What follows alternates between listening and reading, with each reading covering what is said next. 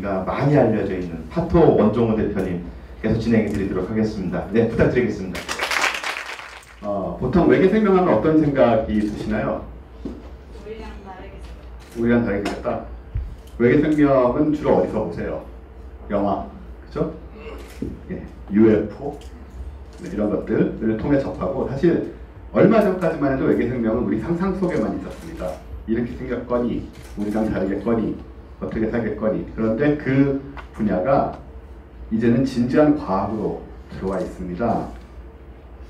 그래서 아주 미생물, 아주 원시적인 생물에 대한 연구부터 시작해서 고등 문명에 대한 가능성에 이르기까지 다양한 각도로 외계 생명에 대해서 깊이 연구를 하고 있고, 각각의 전문가들이 또 활동을 하고 있고요. 그래서 나사에서는 정말 어떻게 될지 모르지만 불과 한 20-30년 후면 외계 생물의 흔적을, 증거를 찾지 않겠냐, 이런 발표까지 하고 있는 그런 상황이라, 우리가 이제 과학으로 외계 생물의 가능성에 대해서 정말 미생물에서부터 문명에 이르기까지 한번 이야기를 해보자. 그런 시간으로 오늘 외계 생명체를 찾는 과학의 도전이라는 이름으로 시작을 하게 되고요. 순서는 일단 각 분야의 3분 전문가분이 나오셔서 약 15분 정도 얘기를 해주실 거예요. 그러나 제 생각에는 15분을 넘길 가능성이 매우 크다고, 저 3분을 제가 잘 아는데요. 얘기해주지만 아무튼 굉장히 재밌는 얘기를 해주실 겁니다. 그런 다음에 이제 앞에 같이 앉아서 각각의 분야와 관련된 이야기를 같이 나누고, 그런 다음에 여러분하고도 얘기를 나누는 그런 시간이 될 것 같고요. 일단은 일부로서 저희 이 강의 시간을 먼저 갖도록 하겠습니다.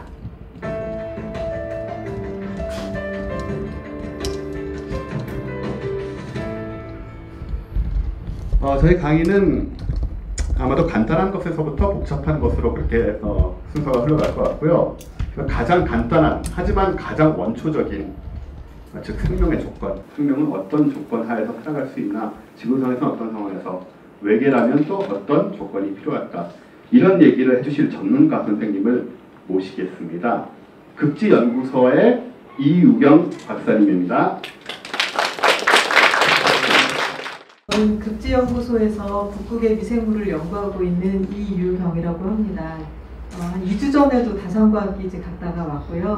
또 다음 주에는 알래스카에 또 실험하러 갑니다.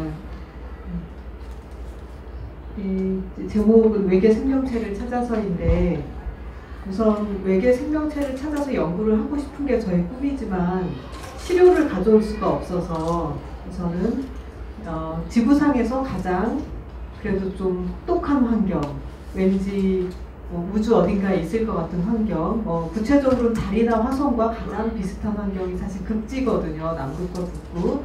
그래서 저는 이제 특히 북극에 있는 생물들을 연구하고 있는데, 그 얘기를 하기 전에 지구상에 이제 생물들이 있잖아요. 외계 우주에서도 생물을 찾고 싶잖아요. 그러면 도대체 생명이 무엇인가? 생명이란 무엇인가? 이렇게 또 질문을 해볼 수 있잖아요. 근데 생명이라는 게 좀 어떻게 보면 추상적인, 살아있는 건데 이 살아있는 걸 어떻게 표현할 수 있을까? 추상적이기 때문에 우리가 생물학 시간에 항상 첫 단원에 보면은 생물체의 특징하고 나옵니다. 자기만의 공간을 갖는다. 그것도 있죠. 근데 이제 여러 생물들의 가장 공통적이면서 중요한 특징들을 모아놨는데, 그 중에 제일 중요한 건 지구상의 생물은 세포로 구성되어 있다. 그래서 이제 바이러스는 생물이라고 해야 하나, 하지 말아야 하나, 아니면 이제 학자들 간의 의견이 좀 있죠. 근데 어쨌든 기본적으로는 세포로 구성이 되어 있습니다. 물론 우주에는 그렇지 않은 생물이 있을 수도 있겠죠. 자, 그 다음에 아까 얘기했던 것처럼 물질 대사를 해요. 생명 현상을 유지하기 위해서 뭔가 에너지원을 받아들이고 자기 유지하기 위한 에너지 형태로 바꾸고, 그 다음에 또 찌꺼기는 내보내는 그런 일을 합니다. 그리고 또 특히 이제 생물은 밖이 변하더라도 자기를 유지를 해야 되잖아요. 그래서 항상성을 갖고 반응을 해야 되잖아요. 그래서 이제 급하면 또 피해야 되니까, 그래서 이제 반응을 하면서 또 환경에 잘 적응을 해나갑니다. 이제 마지막으로 자신과 닮은 개체를 남겨야죠. 계속 남기는 이런 네 가지 특징이 이제 우리가 생각하는 지구상의 생물의 특징이에요. 근데 아마도 우주에 사는 생물들도 이와 같은 특징, 그러니까 세포는 확실하게는 잘 모르겠지만 어떤 이런 특징, 생명체를 유지하기 위한 이런 특징을 가지고 있을 거다 이렇게 생각을 하고 있습니다. 우주생물학이 이제 궁금할 텐데 우주생물학 이제 학회에 제가 이제 가보면 사람이 되게 많이 모여요. 5,000명쯤 모이거든요. 근데 이제 그 사람들이 생물학자 혹은 천문학자만 있는 게 아니라 기계공학을 하시는 분들도 있고 물리학을 하시는 분들도 있고 굉장히 다양한 분야의 분들이 한 가지의 궁금함을 가지고 모이거든요. 우주 밖에도 생물체가 있을까? 이런 궁금함을 가지고 모이는데 좀 더 구체적으로 그 우주 생물학에서 연구하는 학문 분야들을 구체적으로 보면은 첫 번째가 우리는 어떻게 시작되었을까? 생명의 기원에 대해서 먼저 얘기를 해요. 왜냐하면 외계에 어떤 생물체가 있을 거라는 걸 찾아내려면 우리가 어떻게 시작됐는지를 알아야 외계에도 뭔가 시작이 됐을 수 있다 이런 생각을 할 수 있기 때문에 그러니까 우리가 어떻게 시작되었을까 안에는 생명체가 존재할 수 있는 곳은 어떤 곳일까 이런 질문들도 다 이렇게 포함을 해요. 그래서 이제 두 번째가 바로 그것과 연결이 되어 있는데 지구 밖에 그럼 생물이 있을까? 어떤 조건에서 생명체가 살아갈 수 있을까? 근데 이제 그동안은 지구하고 비슷한 데만 찾으려고 노력을 했는데 이제 조금 이따가 설명을 드리겠지만 꼭 비슷하지 않더라도 생명체가 있을 수 있겠다 하는 요즘 가능성을 많이 생각하고 있어요. 마지막으로 이건 우리가 또 우주에 나가야 되니까 우리가 우주에 나가서 건강하게 살려면 어떻게 해야 될 것인가. 크게 우주생물학에 아주 다양한 연구 분야들이 있는데 그걸 크게 세 가지로 요약을 하면은 세 가지입니다. 우리는 어떻게 시작되었고 또 지구 밖에도 생명체가 있을 것인가, 또 우리가 사람들이 지구 밖으로 나가서 잘 건강하게 살면 어떻게 할 것인가. 이제 그렇다면 왜 극지 연구소에 계신 분이 이런 걸 얘기를 하는가? 아까 말씀드렸던 것처럼 외계와 가장 가까운 것 중에 하나가 극지거든요. 우리는 이런 연구를 하고 있어요. 우리는 어떻게 시작되었는가와 관련해서 우리가 운석을 연구해요. 예, 그래서 우리나라의 운석이 떨어지면 진주운석 떨어졌잖아요.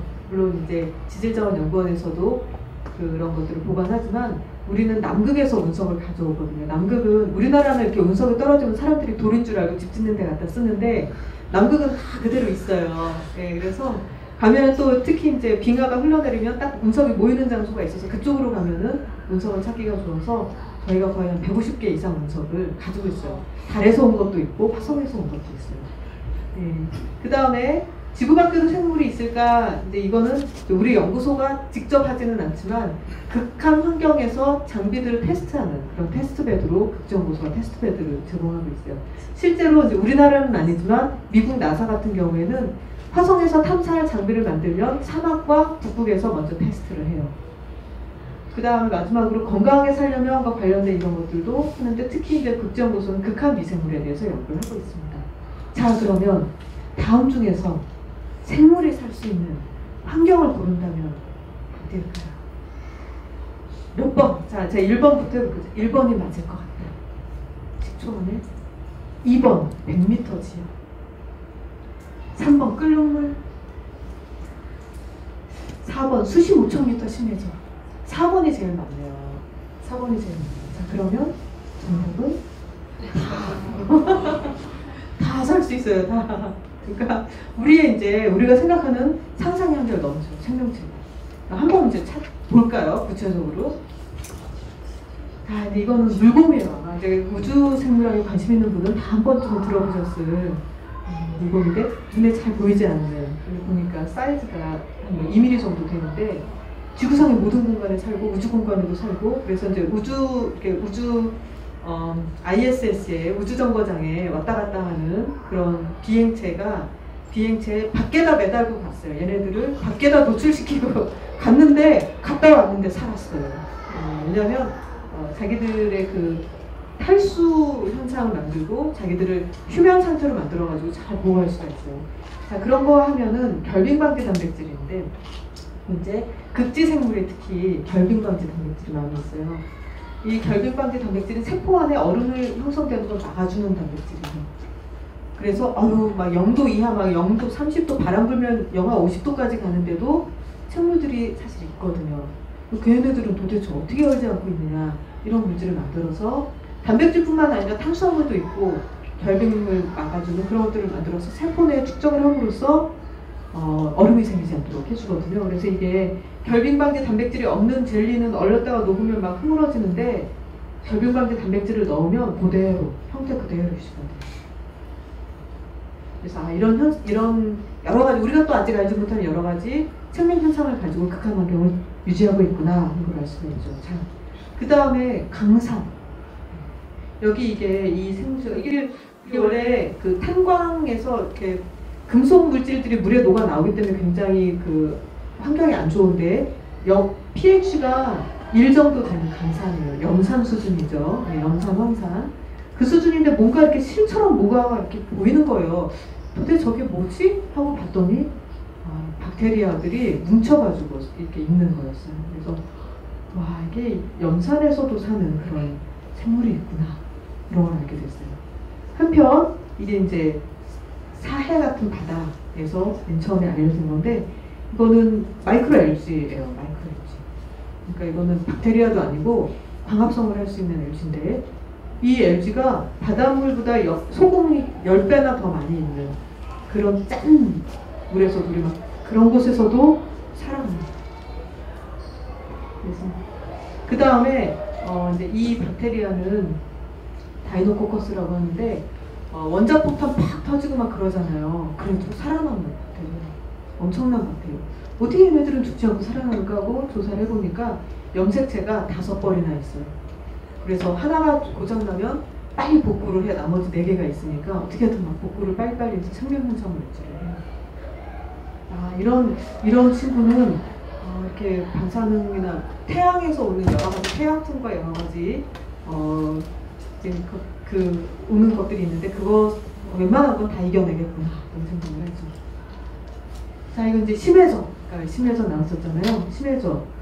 불과 한 70년 전, 50년 전만 해도 심해 생물이 살 거라고 기대를 안 했어요. 예, 그러나 이제 해저 이말리 그런 책에 보면 막 거대한 문어도 있고 막 그러잖아요. 그건 이제 상상 속이라고 생각을 했는데, 그분이 굉장히 성견점이 있었던 거예요. 실제로 보면은 거대한 문어도 있고 새우도 살고 물고기들이 살아요. 그렇게 압력이 높은데 어떻게 그렇게 살아가는지 너무 궁금하잖아요. 여기 보면 일단 빛이 없어, 빛이 없으면 광합성하는 생물이 없으니까 1차 생산자가 없는데 어떻게 생물이 살아갈 것인가. 여기 보니까 화산이 터지고 여기에 여러 가지 그 화학물질들이 나와요. 이런 화학물질이나 철화학물질 같은 것들을 이용해서 화학합성을 하는 박테리아들이 있는 거예요. 이 박테리아를 먹고 생물들이 살아가는데, 여기에 사는 생물들은 특징이, 우리 몸을 구성하는 물이 한 70% 정도 되잖아요. 여기는 90에서 95%예요. 몸에 물이 많으니까 바깥에 물하고 자기도 물이니까 그 압력 차이를 줄이는 거죠. 그래서 그렇게 압력이 높은 곳에서도 살아간대요. 네, 그 다음에 이제 이 박테리아는 깊은 땅 속에서 발견되는데, 이 깊은 땅 속은 압력만 높은 게 아니라 온도도 높아져요. 땅 속으로 내려가면 막 와그막 그런 거 상상이 되잖아요. 밑으로 내려가면 압력도 높아지고 온도도 높아지는데, 게다가 또 산소가 없어요. 굉장히 극한 환경인데, 이런 환경에서도 살아가는 박테리아가 있었어요. 그래서 미생물학자들은 웬만하면 살겠구나. 그래서 저도 개인적으로 화성에 만약에 과거에 생물체가 있었다면, 다른 생물은 죽었어도 박테리아 같은 미생물은 웬만하면 살겠구나. 특히 땅속이나 동굴은 있겠구나, 그런 생각을 해요. 자, 이거 북극입니다. 자, 이 북극은 아마 보신 분들 있을 텐데, 무슨 이 북극은 화성의 북극입니다. 이 북극은 지구의 북극입니다. 그래서 이 화성 북극에 얼음이 있다는 것도 사실 이제 그렇게 오래되지 않아서, 알려진 지 오래되지 않았어요. 근데 더 재밌는 거는 얼음이 일시적으로 녹아가지고 일시적으로 액체가 흘러요. 이런 것들을 알게 됐고, 근데 여기에는 이제 우리는 얼음이 다 물로 구성되어 있지만, 이쪽은 이산화탄소도 많이 얼어있어서 드라이 아이스와 물이 같이 있어요. 아까 잠깐 말씀드렸던 것처럼 화성에 사람들을 보내기 위해서 테스트를 하는데, 그런 것들을 주로 북극 그래서 많이 하시고 이 장비도 예, 화성에서 사용할 장비들을 이렇게 북극에서 테스트를 해요. 자, 그러면 북극만 있냐? 남극도 있어요. 남극 같은 경우에는 남극이 굉장히 건조한 곳이 있어요. 원래 남극으로 뭔가 빙하에 덮여 있고 막 백색의 남극을 상상하는데 얼음이 없는 곳이 있어요. 비가 안 와, 눈이 안 와, 눈이 안 와서 얼음이 거의 없어요. 그래서 여기가 이름이 드라이밸리예요. 네, 건조한 계곡이죠. 드라이밸리인데 엄청 추워요. 네, 뭐 겨울에 뭐 영하 50도는 기본이고 막 엄청 추워요. 여기에 또 이제 북극이나 남극에 가면은 우리가 지구도 자석이잖아요. 그래서 지구가 자기장이 이렇게 발달했는데 자기장이 없는 곳, 자기장이 보호해주지 않아서 태양풍을 막아주지 못하는 곳이 바로 남극하고 북극이거든요. 그래서 오로라가 거기서 보이는 거예요. 네, 우주에서 날아오는 입자들이 거기서 보이는 거예요. 근데 그래서 거기에 가면은 막 자외선 엄청 세고요. 막 노트북도 막 금방 고장나고 막 그래요. 예, 막 드론 같은 거 무인기도 방향을 못 찾아서 막 헤매고 떨어지고 막 그런 곳이거든요. 근데 여기에 감마선의 저항을 엄청나게 가진 그런 미생물이 나왔어요. 그래서 이런 미생물은 추운 데서도 자라고 감마선까지 잘 견디면 화성에서도 살 수 있지 않을까 이런 생각을 해보죠. 이거는 우리 연구소에서 북극에서 가져온 돌이에요. 북극에서 돌을 이렇게 가지고 왔는데 여기 보면 약간 뭔가 색깔이 있어 보이지 않으세요? 여기 뭔가 있겠구나. 그래가지고 전절미경을 찍어보니까 진짜 미생물이 살고 있어요. 그래서 도대체 어떤 종류의 미생물이 살고 있을까 궁금해서 돌을 막 깨가지고 DNA를 뽑았어요. 그래서 DNA를 뽑아서 염기소에 분석을 해보니까 이런 좀 다양한, 예를 들어서 엑시도박테리아는 약간 산속에서 잘 사는 박테리아, 액티노박테리아는 방성균이라고 하는 박테리아, 박테로이데테스 뭐 이런 정말 다양한 박테리아들이 살고 있더라고요. 그리고 거기에 지역이나 암석의 종류에 따라서 지역이나 암석의 종류가 비슷하면 약간 비슷한 박테리아들이 이렇게 살아가고 있더라고요. 그 다음에 박테리아뿐만 아니라 곰팡이가 속하는 균류의 생물들도 살아가고 있어요. 그래서 이게 신기하다. 이런 돌 속에도 생물들이 살아가는구나. 그래서 혹시 화성의 돌 속에도 이런 생물이 살아가지 않을까 이런 이제 상상을 해보죠. 그리고 여기 다이탄은 안 가져왔는데 산소가 없는 데서도 살아가는 미생물. 예, 북극이나 남극에서 산소가 없는 데서도 살아가는 현기성 미생물을 우리가 분리를 해가지고 가지고 있어요. 그러면 추운데 산소도 없어도 살아.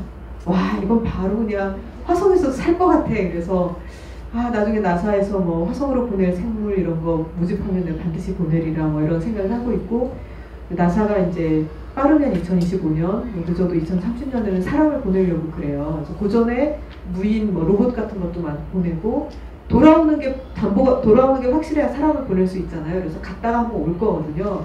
갔다 올 때는 아마 흙이나 돌을 가져올 것 같아요. 그래서 어떻게 하면 그 시료를 분석하는 팀에 들어갈 것인가 이걸 지금 알아보고 있는 중에 있어요. 자, 그 다음에 여기 그래서 이게 화성이거든요. 근데 사실 북극에 가도 거의 비슷해요, 느낌이. 그래서 이게 우리 시대가 어쩌면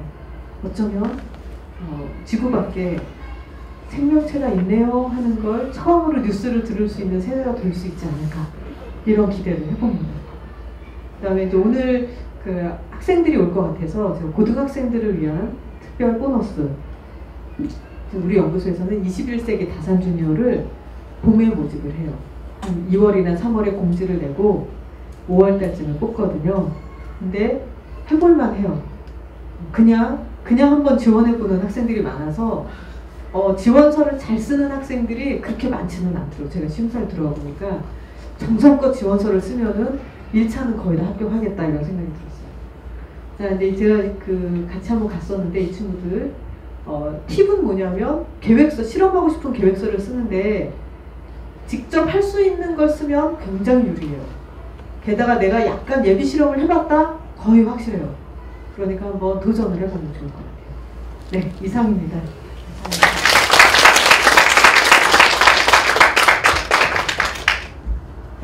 굉장히 많은 직함을 갖고 계시네요. 방금 들으신 대로 지원할 수 있는 그런 시스템이 돼 있고 생각보다 지원해서 될 확률이 높다라고 제가 이해를 했는데 관심 있는 분들은 꼭 한번 참여를 해보시면 좋겠고요. 다 준대잖아요. 예, 옷도 준다고 그러고 예, 저런 옷은 어디서 구할 수도 없겠죠.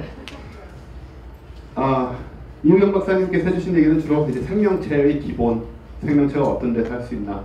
근데 제가 들어보니까 모든 곳에서 살 수 있다가 답인 것 같았어요. 염산에도 살 수 있고. 그럼 이제 이런 생각이 들 수 있잖아요. 뭐 어디에나 어느 외계에나 생명이 있지 않을까? 뭐 금성에도 있고 심지어 태양에도 있을 수 있지 않을까? 이런 생각도 할 수가 있을 것 같은데 그럼에도 불구하고 어떤 기준이 필요할 것 같고 우리가 또 생명체를 찾기 위해서 그 기준에 따라서 탐색을 하고 심지어는 무인 탐사선을 보내기도 하고 이런 게 필요하다고 생각이 돼요. 그런 부분들을 얘기하시기 위해서 이곳의 관장님이시자 천문학자이신 이강환 관장님을 모셔서 말씀을 드리도록 하겠습니다.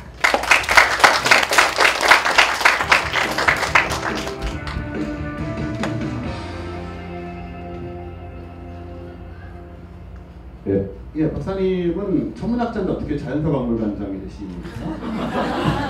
그러게요. 원래 이런 건가요? 네, 그 자연사박물관이라는데 아마 뭐 보셔서 다 아시겠지만 원래 자연사라는 게 그 생명체 역사거든요.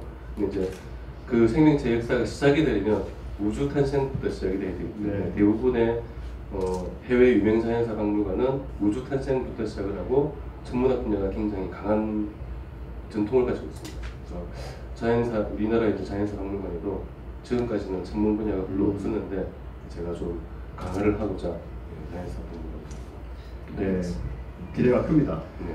그럼 이제 우리 관장님께서는 천문학자로서 네. 우리가 지금 어떻게 외계 생명을 좀 찾아보려고 하는지 네. 그런 부분에 대해서 얘기해 주시겠죠? 네. 예. 네. 그럼 해주십시오. 외계 생명체를 찾는 건 아니고요. 아직 그럴 단계는 아닌 것 같습니다. 제가 말씀드릴 내용은 외계 행성을 찾는 겁니다. 말 그대로 외계 행성이라고 하면은 태양이 아닌 다른 별 주위를 도는 행성이거든요.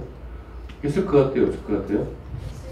네, 있을 것 같죠? 이런 당연한 생각을 400년 전에 했으면은 사형을 당했습니다. 1600년에 조르다노 브루노라는 사람이 실제로 태양이 지구 우주의 중심이다. 이런 수준으로 끝난 게 아니고 하늘에 있는 별들이 태양과 같은 그런 이제 반짝반짝하는 그때 태양과 같은 그런 별이고 그 별 주변에도 지구처럼 행성들이 돌고 있을 거다. 이런 주장을 했어요. 예, 그런 주장을 하다가 실제로 화형을 당했어요. 1600년에 갈릴레오 갈릴레이가 한참 활동하던 시기였습니다. 근데 그런 당연한 생각을 못 하고 있다가 지금은 누구든지 당연히 외계 행성이 있겠지라는 자연스러운 생각을 하게 됐거든요. 그런데 그것도 사실은 굉장히 최근의 생각이에요. 그러니까 외계 행성이라는 게 있을 거다라는 생각을 누구나 했는데 진짜로 있는지를 찾는 거는 또 다른 문제잖아요. 그러니까 찾아보려고 여러 사람들이 노력을 하다가 많은 사람들이 실제로 찾았어요. 실제로 찾은 게 아니고 찾았다라고 주장을 했어요. 그런데 대부분이 다 엉터리로 밝혀졌습니다. 그러다 보니까 외계 행성을 찾는 일은 진지한 과학자가 할 일이 아니다. 그거는 뭐 그냥 별로 할 일 없는 능력이 없는 사람들이 하는 거다라고 생각이 되어서 외계 행성을 찾는 노력이 거의 없었습니다. 실제로. 그러다가 우연히 외계 행성이 발견이 된 거예요. 그게 1991년입니다. 1991년이면은 여기 이제 나이 드신 분들은 야 최근이다라고 하겠지만 제가 보기에 여기 계신 많은 분들은 태어나기 전이에요, 그죠? 태어나기 전이지만 어쨌든 굉장히 최근입니다. 91년이면은 굉장히 최근이고 이때 두 사람이 펄사에서 행성을 발견했습니다. 혹시 펄사가 들어보셨나요? 모르죠, 그죠? 펄사가 뭐냐 하면 중성자별이라는 거예요. 중성자별인데 중성자별이 어떻게 만들어지느냐?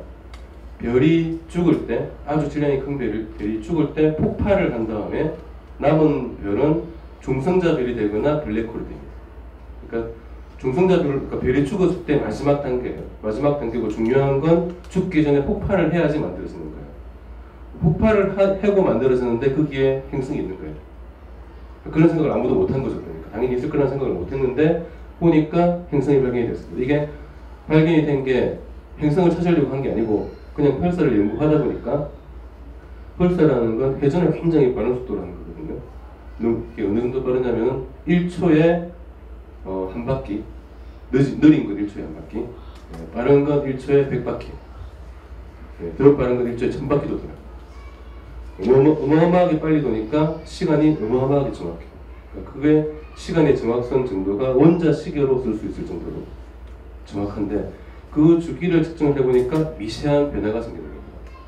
그 미세한 변화가 왜 생기느냐를 계속 분석을 하다 보니까 주변에 행성들이 돌고 있다 라고 밝혀졌습니다. 그게 1991년, 1992년이에요. 그때 2개가 발견했는데 나중에는 하나 더 발견돼 가지고 3개를 확인됐습니다. 그럼 펄사 주변에 그럼 행성들이 많이 있느냐? 없어요. 그 이후로도 그럼 펄사에서 행성을 찾았으니까 우리도 한번 찾아보자 해가지고 여러 사람들이 연구를 했는데 그 이후로 펄사에서 행성이 발견된 건 하나도 없어요. 20년이 지났는데 그러니까 지금까지 펄사 주변을 도는 행성은 얘들이 유일합니다. 그러니까 세계 최초의 행성을 발견을 했는데 굉장히 드문 경우에서 발견된 거예요. 그러다 보니 다음 사람들은 아니 펄사 주변에 중성자별은 죽은 별인데 그 별 주변에 행성이 있어봐야 별 관심이 없잖아요. 관심이 없으니까 태양처럼 이런 평범한 별 주변에 행성들을 찾아보자 라고 이제 관심을 가져서 이제 연구를 하기 시작한 겁니다. 그래서 1995년에 두 사람이 행성을 발견을 했습니다. 처음 아주 그러니까 평범한 별 주위를 도는 행성인데 이게 어떤 식으로 발견했냐면은 여기 이제 움직이는 속도예요. 움직이는 속도가 빨라졌다 느려졌다. 그러니까 나한테로 다가왔다가 멀어졌다 왔다 갔다 하는 겁니다. 그게 이런 현상으로 발견되는 거예요. 도플러 효과라고 해서 별이 있고 별 주변에 행성이 돌면은 별도 가만히 있는 게 아니라 따라 돌죠. 사실은 안 보일 뿐이지 너무 조금씩 도니까. 그런데 목성 정도의 꽤 큰 행성이 돌면은 왔다 갔다 하는 게 굉장히 꽤 빠르기 때문에 요 별이 움직이는 게 보입니다. 그렇게 발견을 한 게 이건데 질량은 목성 정도 질량이 있는데 주기가 4.2일이에요. 4.2일. 무슨 말이냐면은 4일 만에 한 바퀴를 도는 거예요. 별 주위를. 4일 만에. 지구는 365일 별이죠. 가장 가까이 있는 수성이 88일 별입니다. 그런데 얘는 목성 정도의 어마어마하게 큰 놈이 4일 만에 한 바퀴를 돌아요. 그러니까 이런 행성이 있을 거라고는 아무도 생각을 못했죠. 그래서 그 전에 사람들이 발견을 못한 겁니다. 왜냐하면은 이 사람들이 이걸 발견했다라고 발표를 하니까 데이터를 계속 모으고 있는 사람들이 있었어요. 그러니까 이 사람들은 어떤 생각을 했냐면은 이걸 가지고 목성 정도를 발견하려면 목성이 주기가 11년이잖아요. 그죠? 목성은. 한 10년은 데이터를 모아야지 발견하겠다라고 생각을 하고 몇 년째 계속 모으고 있었던 거예요. 모으고 있었는데 얘들이 발견했는데 4일 만에 4일 만에 한 바퀴 도는 애를 발견한 거예요. 그러니까 우리도 저거 관측했는데 그래가지고 자기들 자료를 뒤져보니까 있어요. 네, 분석을 안 하고 있었던 거예요. 그래서 이 사람들이 먼저 발견하고 몇 년 동안 데이터를 모으던 사람들은 두 번째로 발견하게 됐어요. 네. 그리고 그 사람들이 다른 자료들을 찾아보니까 요거 말고 딴 것도 있어요. 여러 개를 발견한 거예요. 근데 첫 번째 발견자는 아니죠, 그죠? 근데 지금은 이제 요 펄사에서 발견된 행성, 그냥 일반 별에서 발견된 행성 둘 중에 어느 게 진짜 최초의 행성 발견이냐. 그래서 만일에 노벨상을 받는다면은 누구한테 줘야 되느냐 그런 논쟁을 이제 조금씩 하는데 제 개인적인 생각으로는 노벨상을 받을 만한 건 아니지 않냐. 행성 발견 정도 가지고 노벨상을 줄 것 같진 않아요. 근데 어쨌든 만들 튼다면 당연히 제일 먼저 발견한 사람들이 받아야 되지 않을까 생각을 하고 있습니다. 이렇게 이제 행성들이 발견이 되기 시작하니까 이제 붐이 겁니다. 이제 진짜 행성들이 있구나 라고 되니까 그동안은 행성 발견은 그냥 별로 능력 없는 사람들이 하는 거다라고 생각을 하다가 아니다. 이것도 굉장히 좋은 일이 되겠다 싶으니까 이제 유행이 생겼습니다. 행성을 찾는 유행이. 그래서 제가 이때 곧 2000년대 초반에 해외 학회에 나갔을 때 만난 사람 중에 너 지금 무슨 연구하냐라고 물어보니까 반 정도가 행성 찾는데요. 그만큼 많은 사람들이 외계 행성을 찾는 일을 하게 된 겁니다.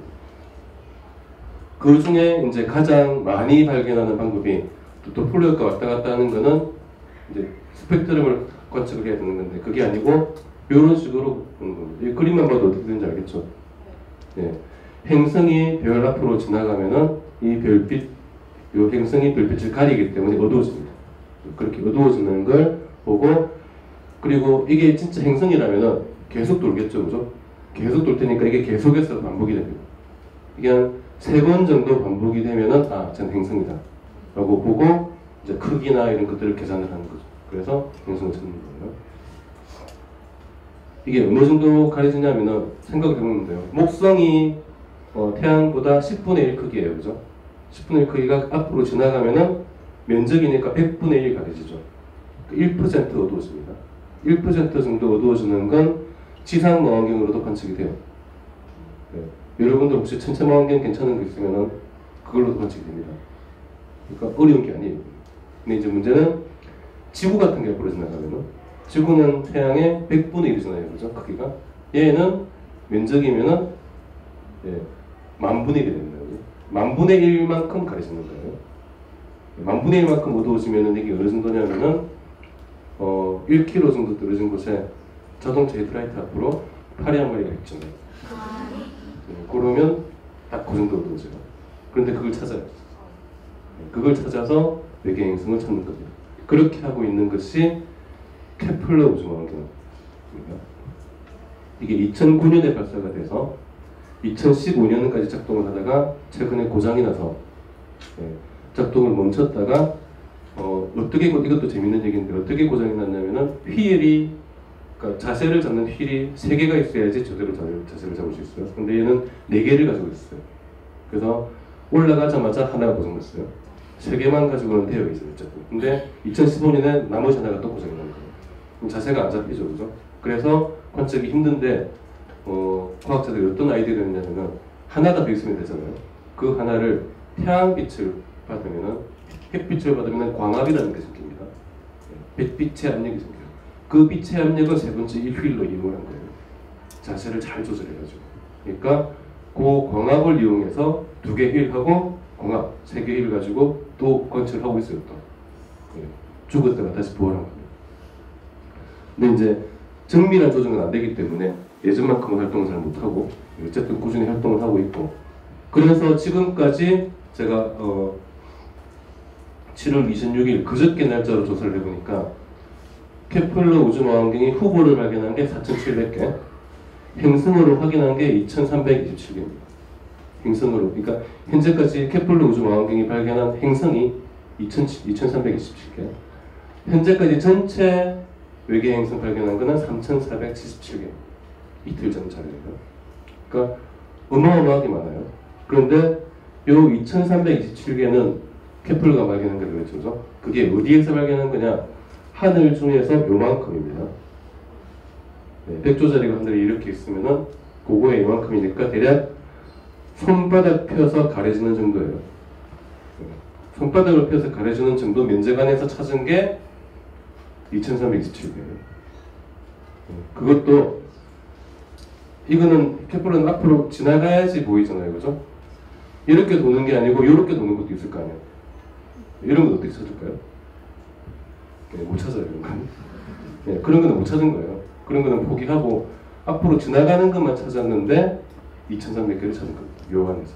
그러니까 그전에는 행성 찾기가 힘들고 아마도 별로 없을 거다라고 생각을 했는데 있고 그것도 어마어마하게 많다는 거죠. 그 중에서 아까 이제 중요한 게 외계 생명체잖아요. 생명체가 과연 살 수 있을까? 그래서 생명체가 살 만한 조건을 갖추고 있을 만한 그런 행성들을 찾은 게 이게 이제 여기는 태양계입니다. 태양계에 별이 있고 수성, 금성, 지구, 화성. 지구에 우리가 생명체가 살고 있죠, 그죠? 그러니까 여기 초록색 범위가 생명체가 살 수 있을 정도의 범위예요. 액체 상태에 물이 있을 수 있는 범위인데 요거랑 가장 비슷한 시스템이 케플러 425라는 시스템이 가운데 별이 있고 요 정도 지구랑 약간 상당히 비슷한 그림만큼 떨어져 있습니다. 그 전까지 가장 비슷했던 천체가 케플러 186이라는 건데 얘는 그리고 굉장히 가까워요. 왜냐하면 이 별은 굉장히 어두운 별이에요. 어두운 별이다 보니까 아주 가까운 데 가야지 액체 상태의 물이 있을 수 있는데 이 별은 가만히 봐도 태양하고 비슷한 수준이죠. 그죠?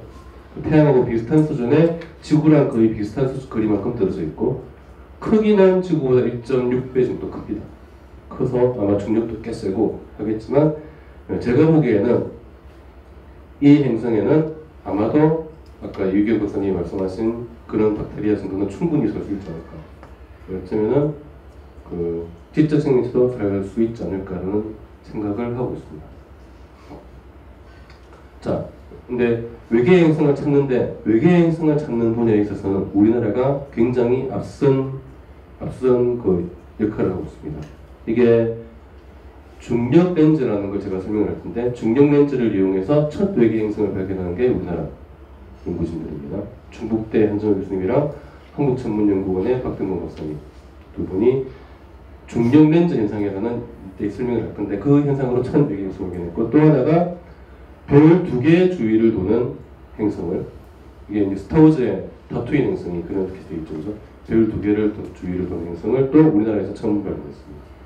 그것도 우리나라에서 발견했는데 우리나라하고 외계 행성하고는 또 이거 말고도 굉장히 많은 인연이 있는데 외계 행성에서 온 사람도 있어요. 그죠? 그리고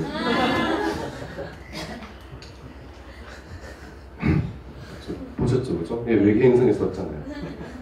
예, 인터스텔라와 함께 동시대에 어마어마하게 인기를 끈 드라마인데 사람들이 인터스텔라를 보면서는 저기에 대한 과학적인 논리를 굉장히 궁금해하고 상대성론이 뭐고 그런 거 많이 이제 질문도 하고 하는데 이걸 보면서는 아무도 관심이 없어요.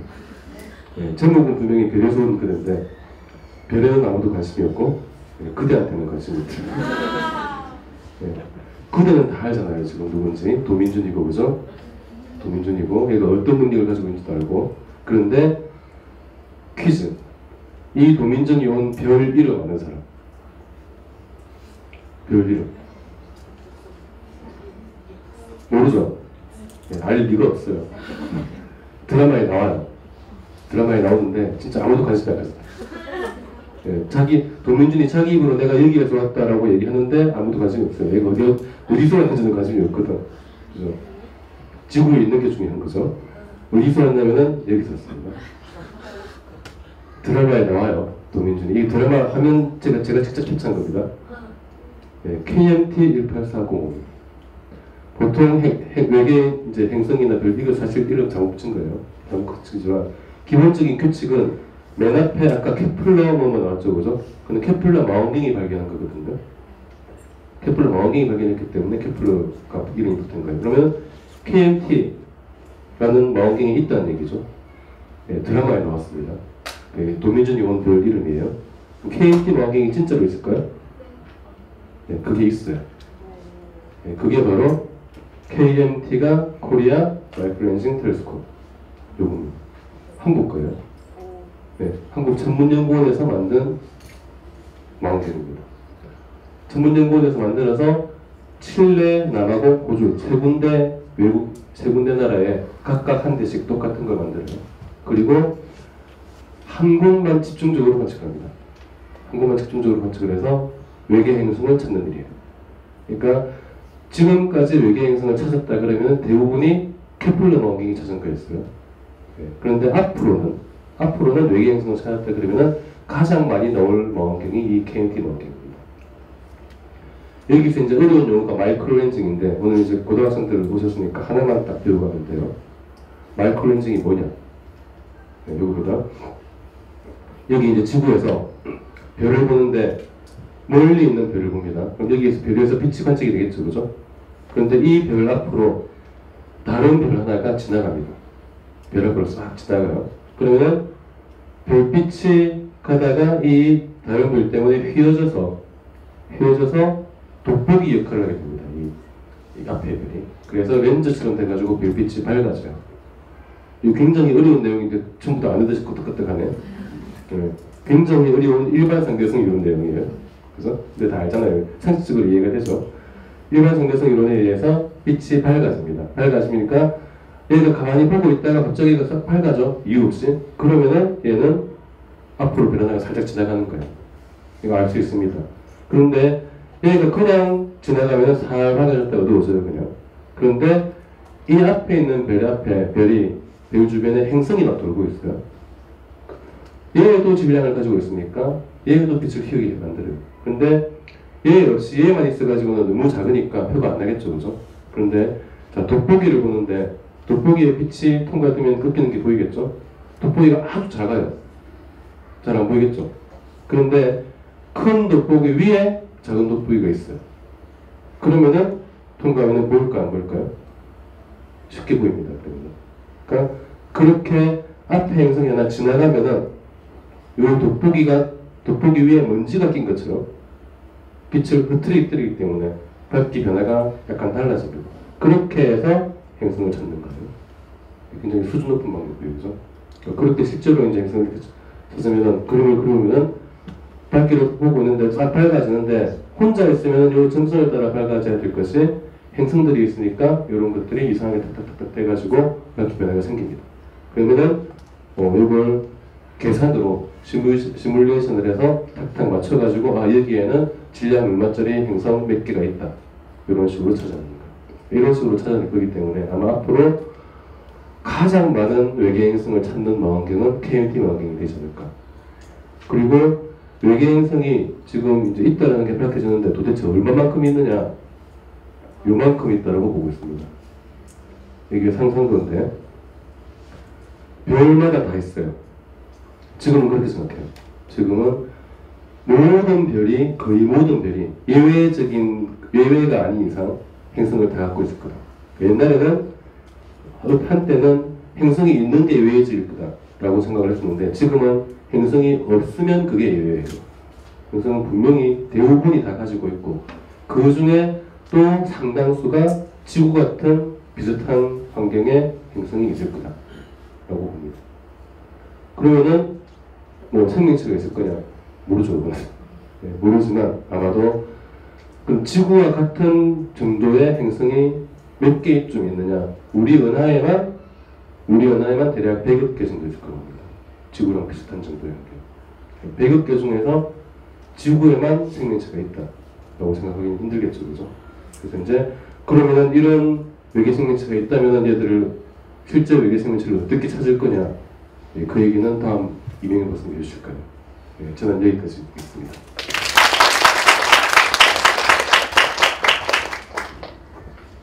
이 얘기가 있었는데요. 넘어가신 건가요? 시간. 아, 네. 뭐 이거는 우리나라에서 10분의 1에 투자를 해서 짓고 있는 세계에서 가장 큰 망원경 구경이 25m예요. 우리나라 현재 있는 거는 구경이 1.8m거든요. 그러니까 이런 걸 지금 짓고 있다는 얘기고요. 아, 네. 어쨌든 그래서 지금 생명체를 찾으려면 일단은 지구랑 비슷한 행성을 찾는 게 우선이다. 그 이유는 뭐 간단합니다. 다른 조건에서 살 수 있겠지만 우리가 우주 속에서 알고 있는 생명체가 지구 생명체밖에 없잖아요. 그러니까 지구에 가장 가까운 환경을 가진 행성을 찾는 게 생명체를 찾을 확률이 제일 높겠죠. 그런 관점에서 이제 접근을 하고 있고요. 이렇게 우리나라가 지금 큰 역할을 하고 있고 앞으로도 할 것이다 라는 얘기를 해주셨고, 이제 우리가 사실 또 궁금한 거는 뭐냐면 영화에서 나오듯이 고등한 생명, 그러니까 과학 기술을 갖고 있고 로켓을 갖고 있고 우리와 얘기를 나눌 수 있는 그런 문명을 이룬 생명체가 있지 않을까. 그것도 우리가 좀 찾아봐야 되지 않을까, 그런 생각을 하게 되는데 지금 망원경 방식은 좀 어려울 수 있어요. 그죠? 그럼 어떻게 찾고 있을까? 그 얘기를 해주실 분이 이제 나오시겠습니다. 네. 천문학자이자 과학저술가로 활동을 하시고 있는 이명현 박사님입니다.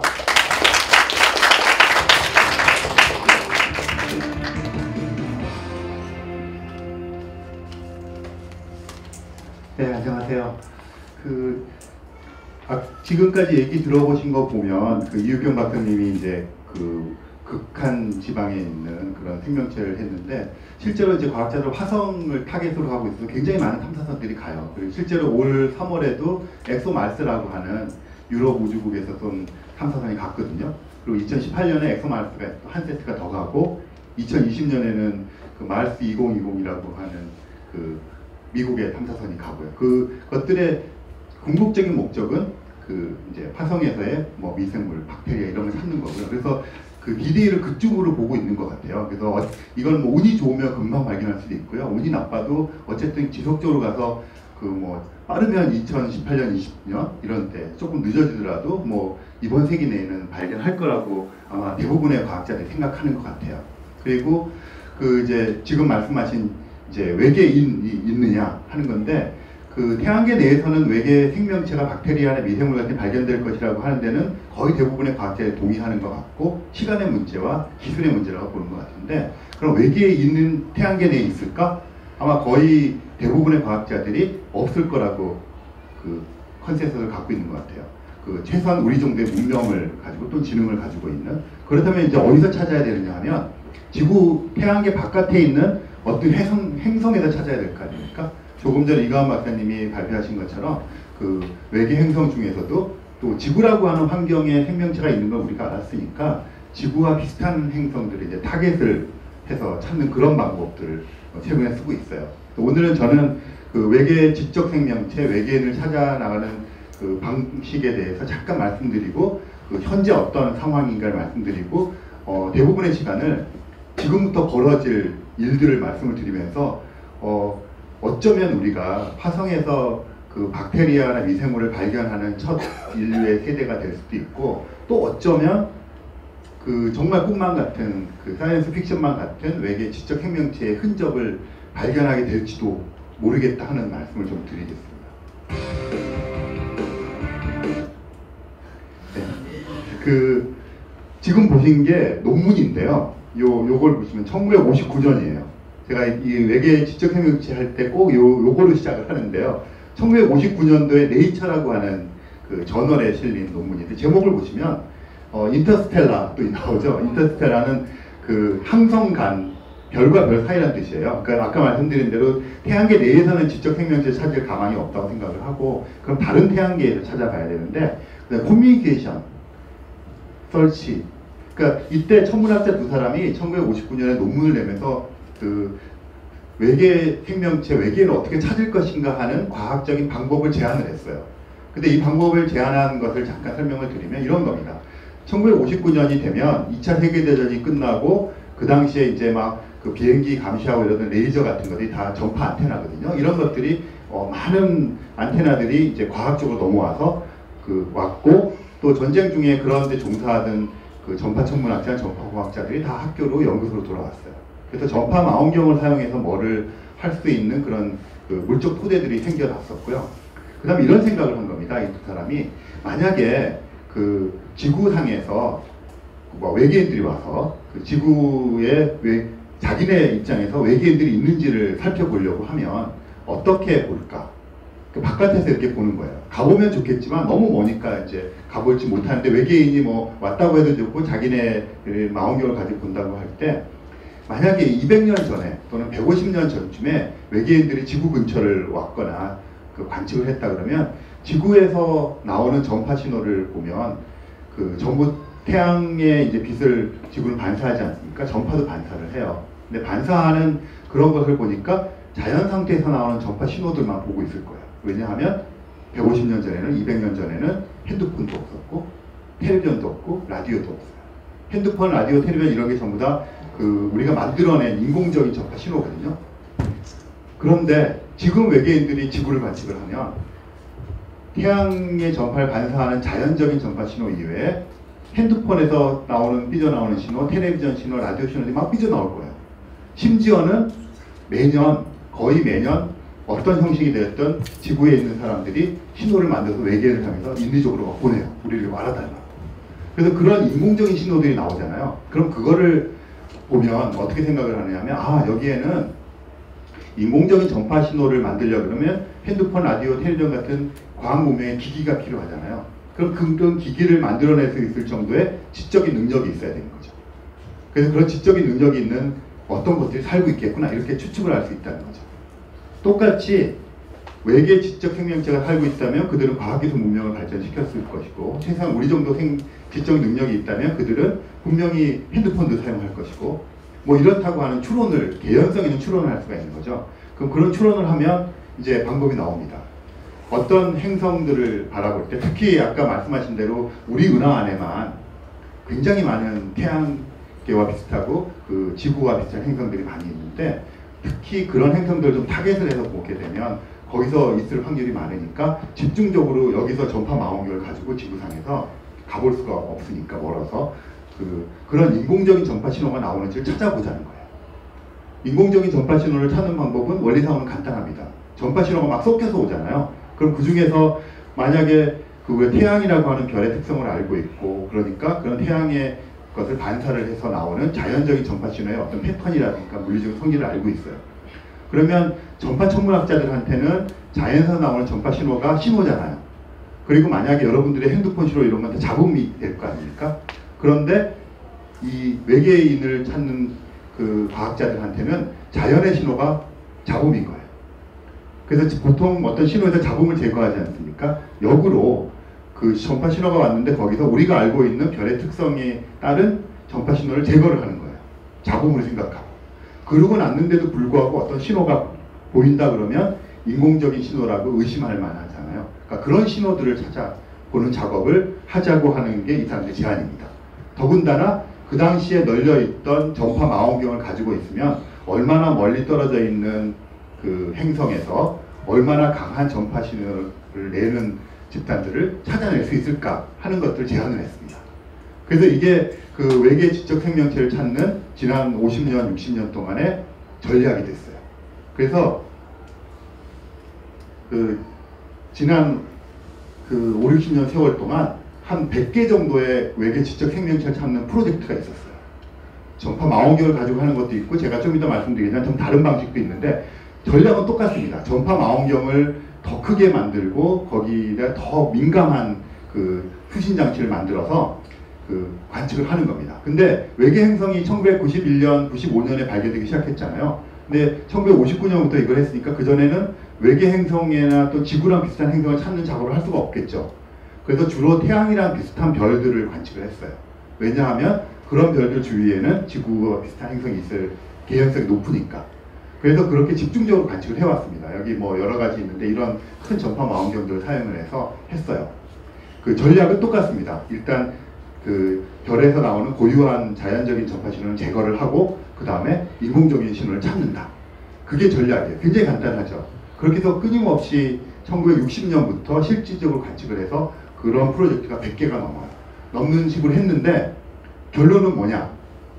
아직까지 단 하나의 신호도 포착하지 못했어요. 그런데 그러면 되게 실망을 할 거예요. 그렇게 5, 60년 동안 했는데 왜 이렇게 그 발견하지 못했느냐 이렇게 얘기할 수가 있는데 몇 가지 얘기를 할 수가 있어요. 아주 간단하게 관측적인 문제를 얘기를 하면 아까 그 우리 은하 안에만 별이 수천억 개가 돼요. 그리고 그런 행성들을 갖는 게 몇백억 개가 될 텐데 그런 걸 다 관측할 수는 없잖아요. 그래서 기껏 제일 많이 한 프로젝트가 한 800개 정도의 태양과 비슷한 별들을 그나마 그것도 한 10년 동안 관측해 본 게 제일 큰 프로젝트였어요. 그러니까 기본적으로 관측해야 될 건 많고 관측 시간은 적어요. 왜냐하면 여기도 천문연구원 원장님 계시지만 보통 천문학자들이 전파 망원경을 사용을 하는데 대부분 자연적인 전파 신호를 찾는데 거의 95% 이상을 써요. 당연하겠죠. 외계인을 찾겠다고 관측 제안서를 내면 탈락을 합니다. 당연히 그렇겠죠. 그래서 한 5% 정도의 시간을 쓸 수 있을 뿐이에요. 그렇게 되면 뭐냐면 어떤 신호가 포착된 신호들은 저희가 리스팅을 하면 한 5,000개 정도의 인공 전파 신호라고 의심되는 후보들이 있는데 그런 게 정말로 인공적인 전파 신호라고 말할 수 있는 건 단 한 개도 없어요. 이렇게 생각하시면 돼요. 선거 이제 국회의원 선거 있었잖아요. 얼마 전에. 근데 선거를 하게 되면 이제 그 미리 사람들한테 조사를 하잖아요. 그래서 어떤 후보가 30% 득표할 거야 라고 발표를 합니다. 그럼 뒤에 꼭 붙는 게 있죠. 플러스 마이너스 뭐 5% 오차 범위 내에서. 그리고 그 뒤에 또 붙는 거 있죠. 기억나세요? 99.9% 유의 수준에서. 그럼 99.9% 유의 수준이 뭐냐면 이 숫자가 믿을만 하다는 거예요. 과학적으로. 그러니까 3명을 조사해서 1명이 찍었다고 33% 하는 거는 1명이 다른 사람이 다른 걸 하게 되면 숫자가 확 바뀌어 버리잖아요. 그런 건 유의 수준이 낮은 거예요. 근데 유의 수준이 높아지면 이게 몇 명이 다른 얘기를 해도 그 숫자에 변함이 없는 거죠. 그 유의 수준이 높게 하려고 하면 어떻게 해야 되겠습니까? 그래서 많은 사람한테 같은 질문을 해야 되잖아요. 그러면 유의 수준이 높아져서 이 숫자가 탄탄해지는 겁니다. 몇 개 달라서 봤자 그게 그런 거죠. 그것의 수준에 도달을 해야 과학적으로 그 숫자가 의미 있다고 얘기를 하는 겁니다. 신호를 포착을 했어요. 우리가 의심하기로는 심중적으로 와 외계인이 보낸 것 같아라고 말을 하지만 과학적으로 이게 의미가 있으려고 그러면 반복 관측을 해야 되겠죠. 반복 관측을 해서 얘가 그 정도 유의 수준을 가져야 과학적으로 의미가 있다고 보는 거죠. 근데 그렇게 유의 수준에 도달하기 위해서는 관측을 많이 해야 되겠죠. 그럼 망원경을 많이 사용해야 되겠죠. 그럼 제안서를 낼 때마다 잘 붙어야 되는데 자꾸 떨어져요. 그리고 그렇게 되는 겁니다. 그래서 그 유의 수준에 도달을 못했어요. 그래서 그런 단계에 있는데 그런 식으로 지금까지 해왔는데 작년 올해 급격하게 환경이 변하기 시작해서 이제는 그 유의 수준에 정말 빨리 도달하게 생겼어요. 그 얘기는 뭐냐면 돈이 생겼다는 얘기예요. 그 얘기 하기 전에 이 세스 쇼스탁이라고 하는 그 전파 천문학자를 하다가 세티 과학자, 외계인을 찾는 과학자 되신 분인데 미국 국회에서는 청문회를 하죠. 우리나라를 청문회를 하는데 미국 국회 청문회에서는 이런 세티 과학자를 우주생물학자들을 불러놓고 선서를 시키고 이런 청문회를 합니다. 외계인 언제 발견할 거라고 물어봐요. 청문회에서. 두 번째 청문회가 올해가 4번째 우주생물학 청문회가 열리거든요. 가서 이분이 나가서 선서를 했어요. 진실만을 말하겠습니다 하고 이제 국회의원들이 물어보니까 이게 재작년이 이게 25년 후에 발견할 거라고 해요. 허위 진술하면 안 되잖아요. 그럼 이 25년이라는 숫자가 어떻게 나왔느냐 하면 그 사이에 이제 전용 망원경도 좀 생겼어요. 작은 망원경이지만 그 망원경 42대를 가지고 세티 관측만 이제 외계인 관측만 하는 망원경이 생겨서 가동 중이거든요. 그러면 이제 계산해 볼 수 있는 겁니다. 몇 개 그 사이에 또 지구랑 비슷한 행성들 발견했잖아요. 그럼 그런 행성들을 한 50몇 개를 뽑아가지고 그 전용 망원경 42대를 가지고 전파 망원경 집중적으로 걔네만 관측을 하는 겁니다. 그러면 어떻게 되겠습니까? 한 대상을 반복 관측하는 숫자가 높아지잖아요. 그러면 유의 수준이 높아지는 거예요. 그래서 1년에 며칠은 고장 나겠죠? 망원경이 고장 나고 또 안 쓰는 시간 하면 1년에 250일을 쓸 수 있다. 그리고 하루에 20시간 가동을 한다. 그리고 아까 말씀하신 대로 지구랑 비슷한 행성 50몇 개니까 그런 걸 관측을 이렇게 하다 보면 한 개당 유의 수준이 도달을 해서 우리가 99.9%의 그 유의 수준의 어떤 신뢰도를 가지고 이 신호는 그 인공 신호다 이렇게 말할 수 있는 날이 언젠가는 올 거 아니에요. 그게 도달하는 날이 25년 후라는 거예요. 발견할 수도 있고 안 할 수도 있고 더 빨리 할 수도 있고 안 할 수도 있는데 통계 확률적으로 지금 모두를 관측을 하면 25년 후가 되면 신호 한 개에 대해서 유의 수준에 딱 걸맞게 그 숫자를 우리가 과학적으로 발견했다 이런 얘기를 할 수 있게 된다는 얘기예요. 이거는 자신 있게 얘기할 수 있는 거죠. 허위 진술이 아니라 과학적인 진술인 겁니다. 물론 발견은 더 일찍 될 수도 있고 더 늦게 될 수도 있어요. 그런데 작년에 갑자기 천사가 나타났어요. 여기 있는 분이 천사예요. 모습은 천사 같지 않지만 천사 같은 신분입니다. 브레이크스루 이니셔티브라고 하는 프로젝트를 진행하시는 분인데 이름이 유리 밀러예요. 유리 그러면 유리 가가린 아시죠? 이분이 러시아 사람인데 유리 가가린을 존경해서 유리라는 이름을 붙였고요. 밀러는 성이에요. 근데 이분이 물리학을 러시아에서 전공하고 미국으로 가서 경영학 대학원을 나왔어요. 그리고는 사업을 했는데 IT 계통 사업을 했는데 떼돈을 벌었어요. 주체할 수 없이 돈을 많이 벌어서 이 사람이 갑자기 돈을 쓰기 시작했어요. 브레이크스루 이니셔티브라고 하는 재단을 만들어서 그 노벨상보다 더 돈을 많이 줘요. 그래서 기초과학자들한테 돈을 이렇게 상을 주고 하는데 상을 주는 거 이외에 프로젝트를 해요. 그래서 이분이 여기 보시면 이분 아시죠? 스티븐 호킹이라고 이분은 마틴 리스라고 하는 분인데 사실은 엄청나게 유명하신 분이에요. 천문학자시고 마틴 리스라고 하는 영국 로열 소사이어티 왕립 그 천문대 그 대장도 하시는 분이고 이분은 드레이크라고 해서 1960년에 실제로 그 전파 망원경을 가지고 외계인 찾는 처음으로 시도하신 분이에요.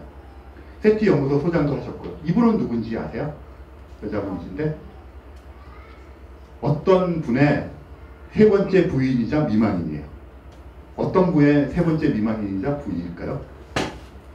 들으시면 다 아실 분이에요. 칼 세이가. 헐.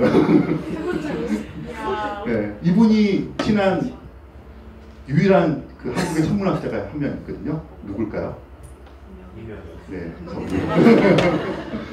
그래서 보시면 이런 분들이 외계 지적 생명체 탐색에 굉장히 기여하시는 분인데 이분들을 모아놓은 이유가 뭘까요?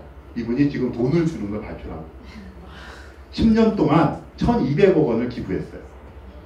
1,200억 원을 기부해서 이분들이 이제 운영위원회를 만들어서 하는 건데 1,200억 원을 기부하니까 그 돈을 갖고 뭘 하겠습니까? 망원경 시간을 사는 거예요. 그러니까 보통 어떤 망원경이 한 5% 정도를 이제 제한서를 냈었는데 이제 제한서를 안 내고 돈을 주고 사는 거예요. 근데 지금 망원경들이 경영난을 겪고 있어서 이제 과학도 경쟁력이 떨어지거나 새로운 망원경이 생기면 옛날 망원경들이 이제 그 운영비가 없어서 그렇게 되거든요. 그런 망원경 중에서 몇 대를 사서 한 망원경의 시간에 뭐 30% 이렇게 쓰는 식으로 저 돈을 투자를 하는 거예요. 그러면 뭐가 높아지겠습니까? 반복 가치 높아지면 유의 수준이 높아지죠. 그래서 아까 25년 후라는 25년은 2040년 아닙니까? 그 시기가 땡겨질 수도 있어요. 이런 프로젝트가 지금 생겨서 방법은 똑같습니다. 전파 망원경 가지고 인공 전파신을 찾는 거예요. 그래서 천사가 나타나셨어요. 그래서 뭐 이렇게 합니다.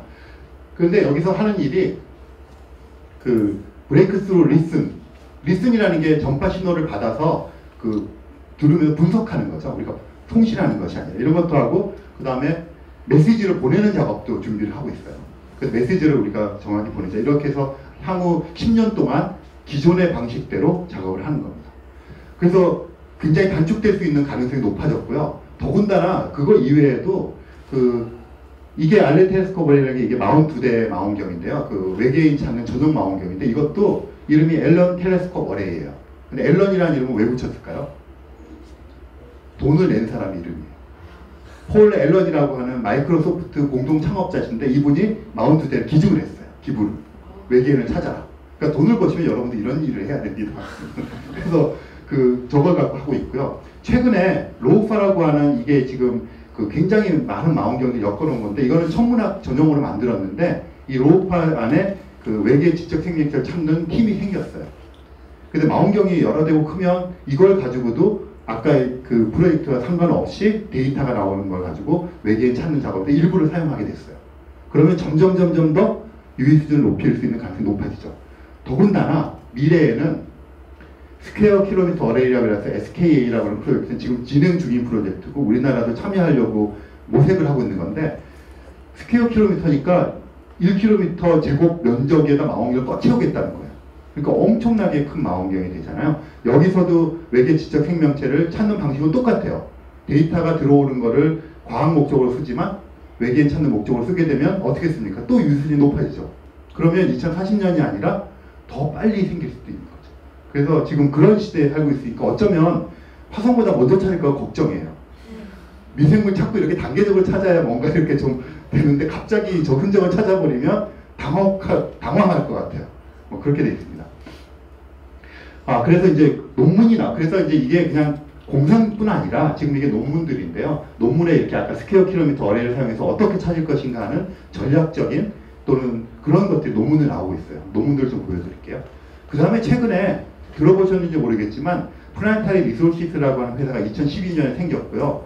그 다음에 이게 소행성 채굴 회사입니다. 소행성에 가서 어떤 금속 같은 걸 채굴해 와갖고 와서 팔자는 거예요. 그런 회사가 생겼는데 이 이후에 우후죽순처럼 생겨서 지금 여러 개의 회사가 생겼고 그 칼 세이건에 조수를 하던 사람들도 뭐 문나이트 뭐 이런 회사를 생겼고요. 만들었고 최근에 룩셈부르크 벨기에 이런 회사에서 룩셈부르크가 선언을 했어요. 자기가 금융회사 금융으로 먹고 사는 나라거든요. 비밀계좌 이런 거를 막 한창 재미를 봤는데 22세기에는 자기네는 소행성 채굴 국가로 전환하겠다 선언을 해서 이 탐색에 뛰어들었고요. 이런 식으로 굉장히 지금 여러 가지가 들어가고 있습니다. 그래서 근데 왜 그런 얘기를 하냐면 이런 논문이 나왔어요. 그거를 아스트로이드 마이닝 소행성 채굴을 하면 어떻게 되겠습니까? 태양계 내에는 물질 분포가 달라지겠죠. 우리가 막 남개발해서 막 태우는 거예요. 그러면 우리가 외계 행성을 관측을 하는데 갑자기 그 행성에서 원래 자연적이지 않은데 갑자기 물질 분포가 다르게 보이는 거예요. 우리한테. 그럼 쟤네들이 소행성을 막 건드려가지고 채굴해서 난개발하는 거 이렇게 알고 외계는 존재 알아 사라지는 거예요. 이런 식으로 있고요. 다이슨 스피어라는 게 있습니다. 다이슨이라는 물리학자가 한 건데 에너지 문제가 심각하잖아요. 그러니까 태양에서 오는 에너지가 막대한데 그걸 우리가 저장을 못해요. 광합성 아까 이경 선생님이 얘기하셨지만 이것도 효율이 되게 낮아요. 그러면 어떻게 하냐면 이런 아이디어를 낸 겁니다.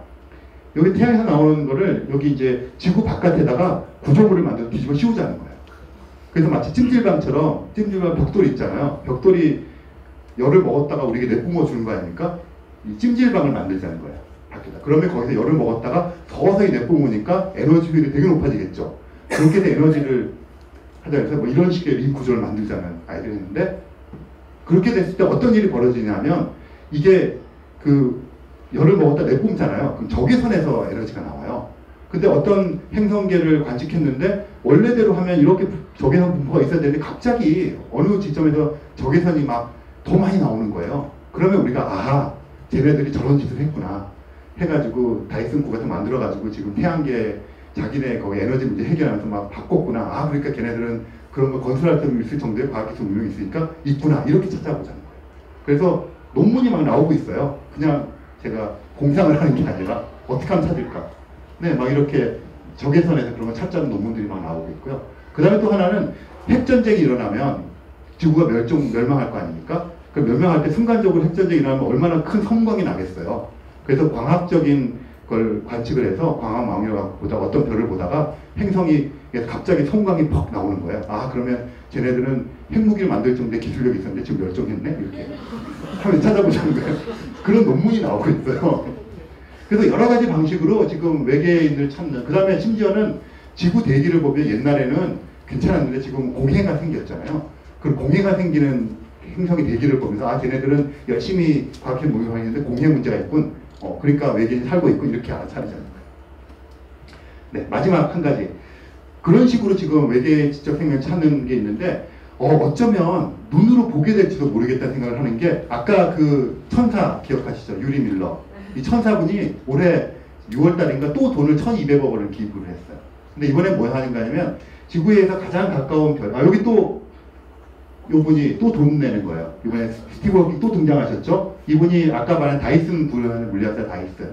노벨 물리학상 받으신 분이요. 이분 또 등장하셨죠?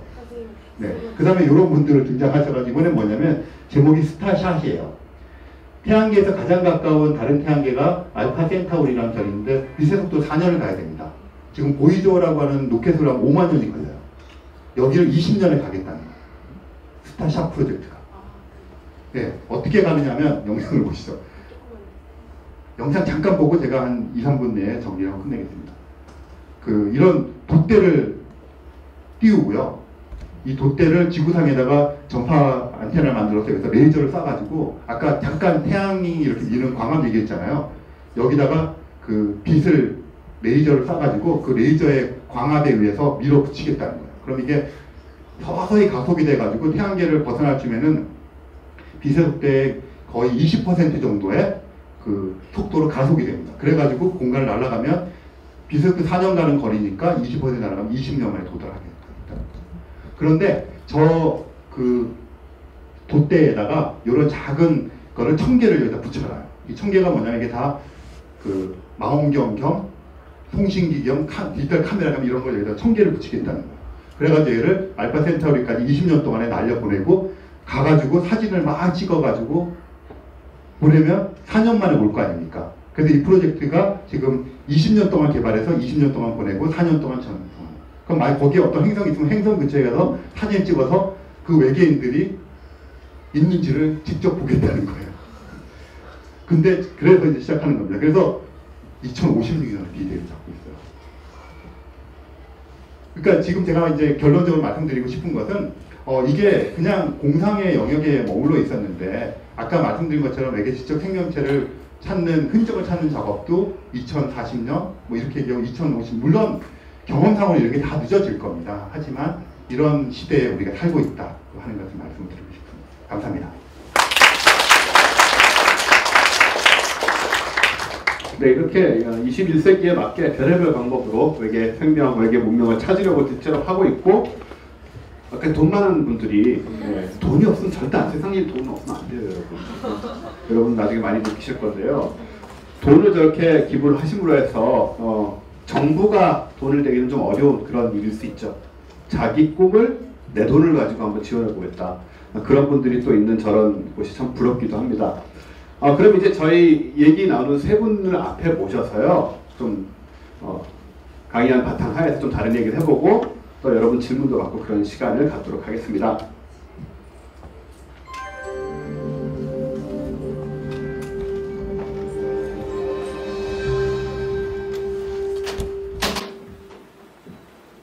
자, 일단 뭐 저는 개인적으로 제가 궁금해하기도 하거니와 주변에서 많이 듣는 질문이기도 하고 여러분도 아마 관심이 있을 얘기를 하나 먼저 좀 여쭤볼게요.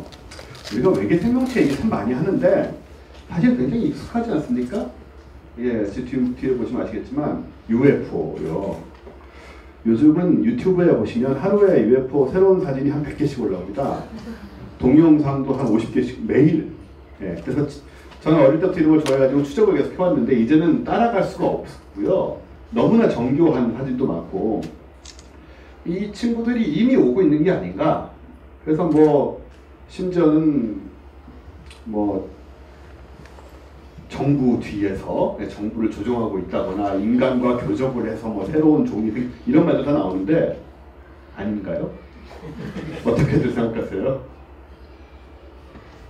그 UFO란 말 자체가 그 UFO가 우리 말하는 미확인 비행 물체잖아요. 그 U가 unidentified고요. 그러니까 미확인이고 말 그대로 F가 flying 날아다니는 거고 O가 object거든요. 그러니까 미확인 비행 물체예요. 그러니까 미확인 비행 물체가 있냐 없냐 하는 건 질문 자체가 성립이 안 된다고 봐요. 그러니까 뭔가 날아가는데 우리가 몰라요.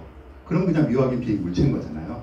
그게 새던 나중에 비행기로 판명이 되거든 간에 어쨌든 간에 그 확인되지 않은 게 날아다니면 그냥 미확인 비행 물체인 거죠. 근데 저는 오늘 제 방에서 미확인 비행 물체나 먹는데 보니까 팔이었어요. 네, 그러니까 원리상으로는 그런 겁니다. 이게 물론 어폐가 있는 대답이 될 수도 있는데 미확인 비행 물체라는 것이 존재하냐 안 하냐 하는 건 관건이 아닌 것 같고요. 이제 관건은 그게 외계인이 타고 온 우주선이냐 하는 것에서 이제 갈리는 거잖아요. 근데 그 한마디만 말씀을 드릴게요. 그러니까 그 외계인이 타고 온 우주선이라고 보기 힘든 몇 가지 장면들이 있는데 그런 게 있어요. 그러니까 주로 이제 여러 가지 면으로 볼 수 있는데 사람들이 얘기할 때 그게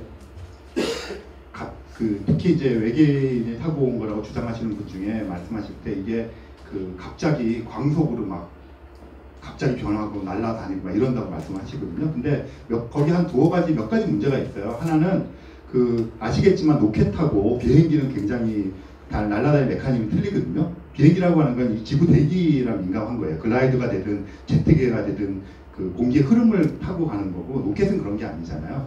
그러니까 로켓이 와서 비행기처럼 날아다닐 수는 없어요.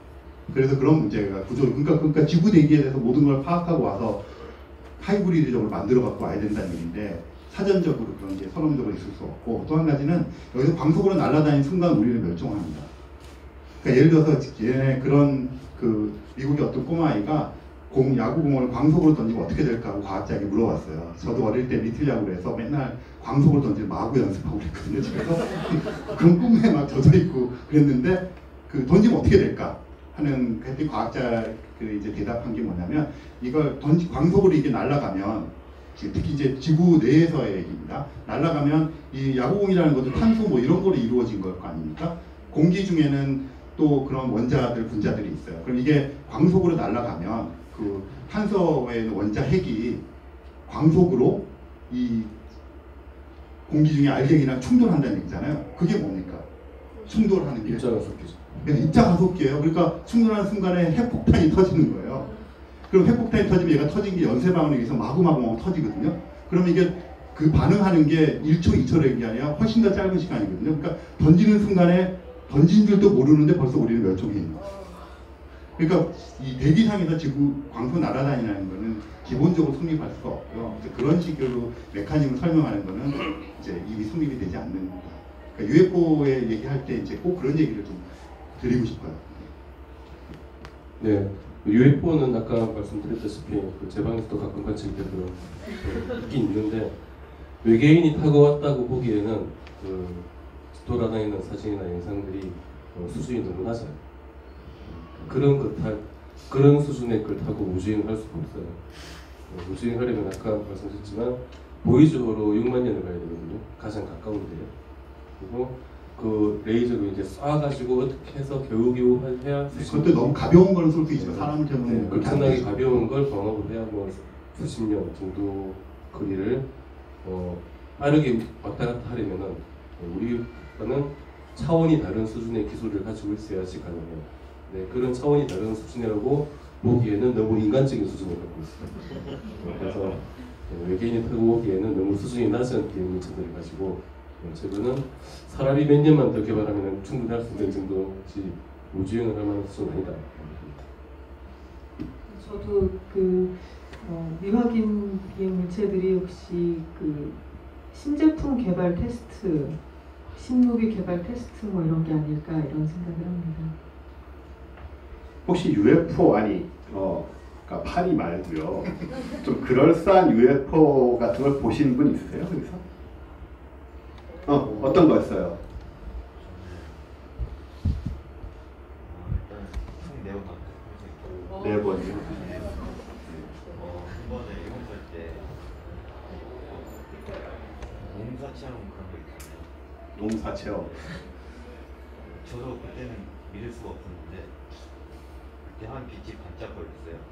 근데 친구들이 있고 선생님이 있었는데 친구들은 그 빛이 보였어요. 근데 선생님이 그 빛을 보려고 뒤돌아보는 순간에 그 빛이 갑자기 사라져요. 그러니까 마치 그 UFO가 장난친 것 같아요. 빛이 누가 불 켰다 끄는 거 아닐까요? 어쨌든 궁금했는데 저희 애들만 봤을 때 선생님입니다. 네. 그리고 이제 또 한 번은 그러니까 저희 엄마랑 옆에 어머니께서도 같이 보신 거군요. 어머니 못 봤어요. 아니 어른들은 안 보이는 겁니다. 그게 UFO가 보는 사람은 계속 봐요. 네. 일단 거기 요락순환도로에서 내려오고 있었는데 제가 차 통로를 통해서 그 하늘에 조그만 점을 하나 봤어요. 네. 그래서 제가 엄마한테 엄마 저거 좀 봐봐 UFO야 라고 말하는 순간 그 UFO가 사라졌어요. 광속으로 가속해서 네. 나머지 2번도? 그리고 또 한 번은 집에서 저희 엄마랑 또 그때 네. 엄마 보셨어요. 네. 어머니랑 시간을 많이 같이 보내시죠. 안산에 그 조그마한 하얀 물체가 직선으로 떠다니는 거 봤어요. 그때가 이제 그것이 알고 싶다에 UFO 방송할 때가 있었거든요. 네네. 그 UFO. 똑같은 거 그거 저도 알아요. 영상에 나왔던 네, 그 프로에 제가 출연했거든요. 네. 그거 뭐 허준 씨가 찍고 뭐 그런 거 네. 그런 쪽. 네. 마지막으로 이제 작년에 놀러 간 적이 있어요. 다른 친구들이랑. 근데 밤중에 바닷가에 UFO가 하나 조용히 둥둥 떠다니는 거 같은데 잘 안 보였던 게 검은색이었고 네. 그리고 약간의 빛을 띠고 있었는데 삼각형이고 각 꼭지점에 작은 빛이 하나 있고 중앙에 큰 빛이 하나 있었어요. 근데 그게 유유히 지나간 다음에 그게 제가 유튜브에서 한 UFO 영상을 본 게 있었어요. 근데 그게 조작된 것인지는 잘 모르겠어요. 어쨌든 똑같은 거죠. 네, 그 형태의 UFO 되게 유명합니다. 저는 그 방면의 전문가예요. 사실은 정확히 잘 모르고요. 일단은 뭐 저렇게 많이 보셨다니 UFO 뭐 있는 거네요, 그렇죠? 그러니까 제 경험을 말씀드리면 이제 UFO에 대해서 제가 여기 연세대학교 천문대 근무할 때 이렇게 그 가끔씩 그런 제보가 오거나 문의가 와요. 그러면 이제 주로 지금은 돌아가셨는데 이제 그런 걸 분석하시던 천문연구원에 계시는 김봉규 박사님이라는 분이 계신데 그런 거 이제 분석을 해주시고 그러면 내가 다 그게 떠넘기는데 미처 못 떠넘긴 건 몇 건 있었는데 이런 게 있었어요. 그 제보가 왔어요. 그 UFO가 좀 떠 있다고. 그 SBS 거기 할 때도 그거 조언을 했었는데 금성을 보고 UFO라고 신고하는 게 의외로 많아요. 근데 사실 파란 하늘에 금성 이렇게 보면 진짜 경이롭거든요. 그러니까 그렇게 들어오는 경우가 실제 금성을 보고 이렇게 상호 보니까 금성이 보여요. 그래서 금성이라고 말해준 적이 있었고요. 또 한 번은 일산에 살고 있는 초등학교 아이인데 MBC에 제보를 했어요. 그 영상, 핸드폰 영상을. 그래서 그 핸드폰을 분석해달라고 했는데 사진을 딱 보니까 얘가 조작한 거예요.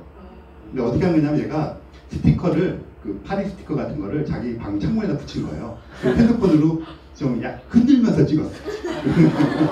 근데 이제 문제가 뭐냐면 유리가 이게 창문이 두께가 있잖아요, 유리가. 그러니까 여기다 해놓으니까 반사가 된 거예요. 그래서 척 보니까 그렇게 돼 있는 거예요. 그래서 그러니까 얘가 이제 이렇게 커질 줄은 몰랐죠. 처음에 장난을 했는데 그래가지고 MBC의 무슨 시사 프로그램에서 그렇다고 얘기를 해준 적이 있었고 또 한 번은 제보는 이건데요. 그 어린이날이 되면 UFO 제보가 엄청 들어와요.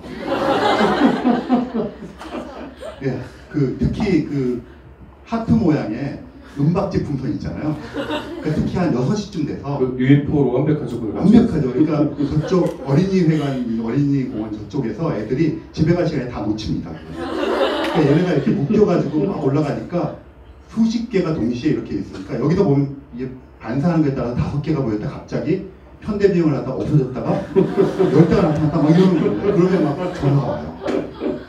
네, 그렇습니다. 그래서 제가 직접 경험한 그런 것 같아요. 그리고 제가 아까 농담으로 얘기했는데 진짜 탈이 되게 많습니다. UFO 신고 중에서 탈이 날아다니는 게 그 발빛이 반사돼가지고 이제 조명 같은데 굉장히 많습니다. 네. 실제로 저 벌레를 외계 생물 비슷한 거로 착각해가지고 한때 되게 화제가 됐던 적도 있었고요. 눈으로는 안 보이지만 이제 카메라에 찍힌 이렇게 카메라 노출 시간이 있으니까 뭐 그런 예도 있었고 어쨌든 근데 우리가 뭔가를 보는 건 사실입니다. 그 4개를 봤다는 건 제가 거짓말이라고 그러는 게 아니에요. 절대로 아니고 저도 봤어요. 저는 심지어 금속 원반이었습니다. 네, 제 생각에 그건 분명 외계인의 유선이라고 생각했지만 어쨌든 간에 네, 계속 뭔가를 보고 있는데 그게 뭔지에 대해서 우리는 과학적으로 판단해야 되는 거죠. 아직 그런 근거가 충분하지 않다. 그래서 우리는 지금 오늘의 주제처럼 보다 과학적인 방식으로 접근을 하자. 네, 그런 취지로 생각이 돼서 UFO 얘기는 이제 우리는 재미삼아 한번 그냥 관심을 가져보는 정도 이상으로 빠져들면은 정신건강에 안 좋습니다. 그 다음에는 제가 지금 주로 이제 이우경 박사님한테 좀 궁금한 게 있는데요.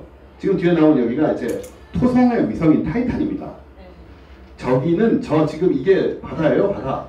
토성 위성 타이탄에는 바다가 있는데 저게 물이 아니고 메탄입니다, 메탄. 탄화수소, 액체화된. 너무 춥다 보니까 메탄 가스가 안 되고 액체가 되는 상태인데 아니 과학자들이 저런 곳에서 생명이 살 수 있다는 가능성을 얘기를 하더라고요.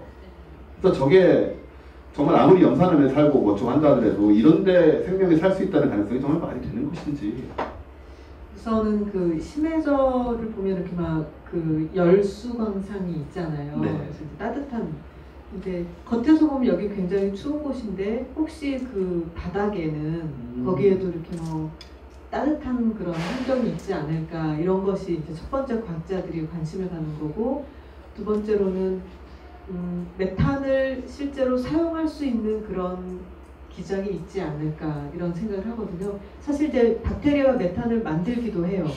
아세트산이나 수소를 활용해서 메탄을 만들기도 해요. 그렇다면 그리고 또 메탄을 소비하는 그런 박테리아도 있어요.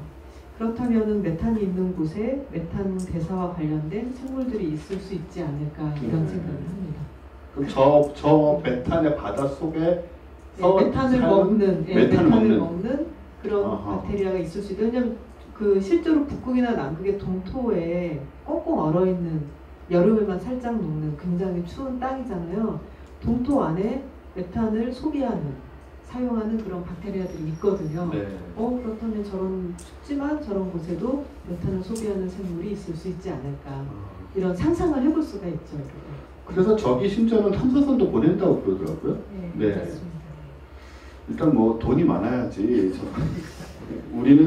우리도 좀 보낼 수 있으면 좋겠는데요, 그렇죠? 예, 제가 그 연구 연가를 갔던 그 팀이 저기에 보낸 탐사선을 개발하는 곳인데 잠수정이에요. 그래서 잠수 로봇을 만들어서 그것을 이제 보내겠다. 바다 안에다가. 예. 네. 그런데 이제 에너지원이 문제니까 이제 원자력으로 해결할 수 있지 않을까 이런 생각을 갖고 있고 네.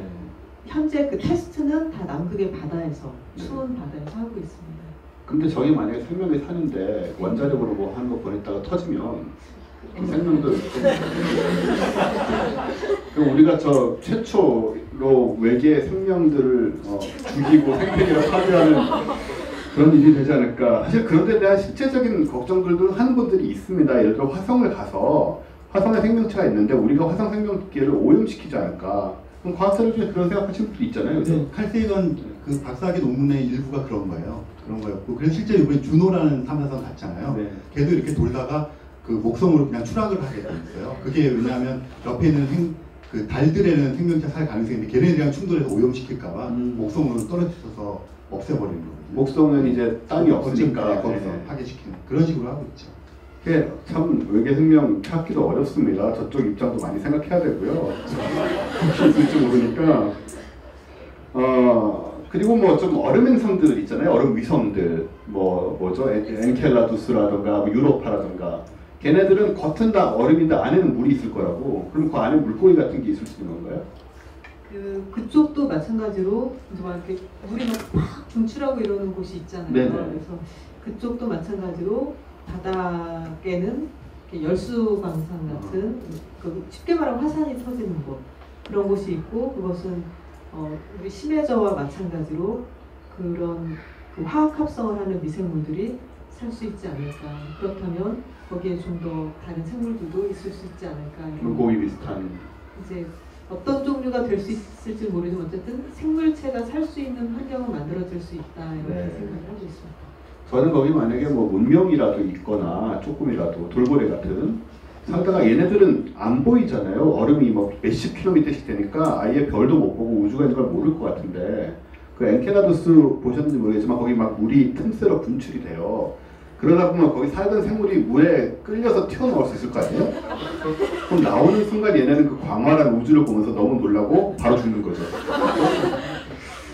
그런 상상도 해봤는데 아무튼 그쪽으로도 탐사선을 보낸다고 합니다. 그래서 그 엔켈라두스 그 틈새로 내려보낸대요. 그 안에 뭐 새우가 있는지 뭐가 있는지 찾아보겠다고 하는데 이런 계획들이 지금 다 외국에서는 진행이 되고 있는 걸로 알고 있고 그 다음에 이제 이강환 박사님한테 주로 여쭤보는 것 같은데요. 우리가 지금 망원경을 많이 만들고 있습니다. 아까 KMT는 망원경도 있었고 뭐 GMT 망원경 아주 큰 거 그 외에도 뭐 30m짜리 망원경도 만들고 있다고 하는데 제가 궁금한 것 중 또 많은 분들이 궁금한 것 중에 하나는 아까 뭐 핵폭탄 터지는 것도 볼 수 있다 이런 얘기 나왔는데 그럼 우리가 엄청 큰 망원경을 만들면 행성 표면에 사람 사는 거 막 차 다니고 뭐 그런 거 있잖아요. 우리 지구에도 또 별빛, 불빛도 많잖아요. 이런 것까지 막 보는 그런 식으로 확인을 할 수 있을까요? 그건 안 되죠. 그냥 무조건 안 되나요?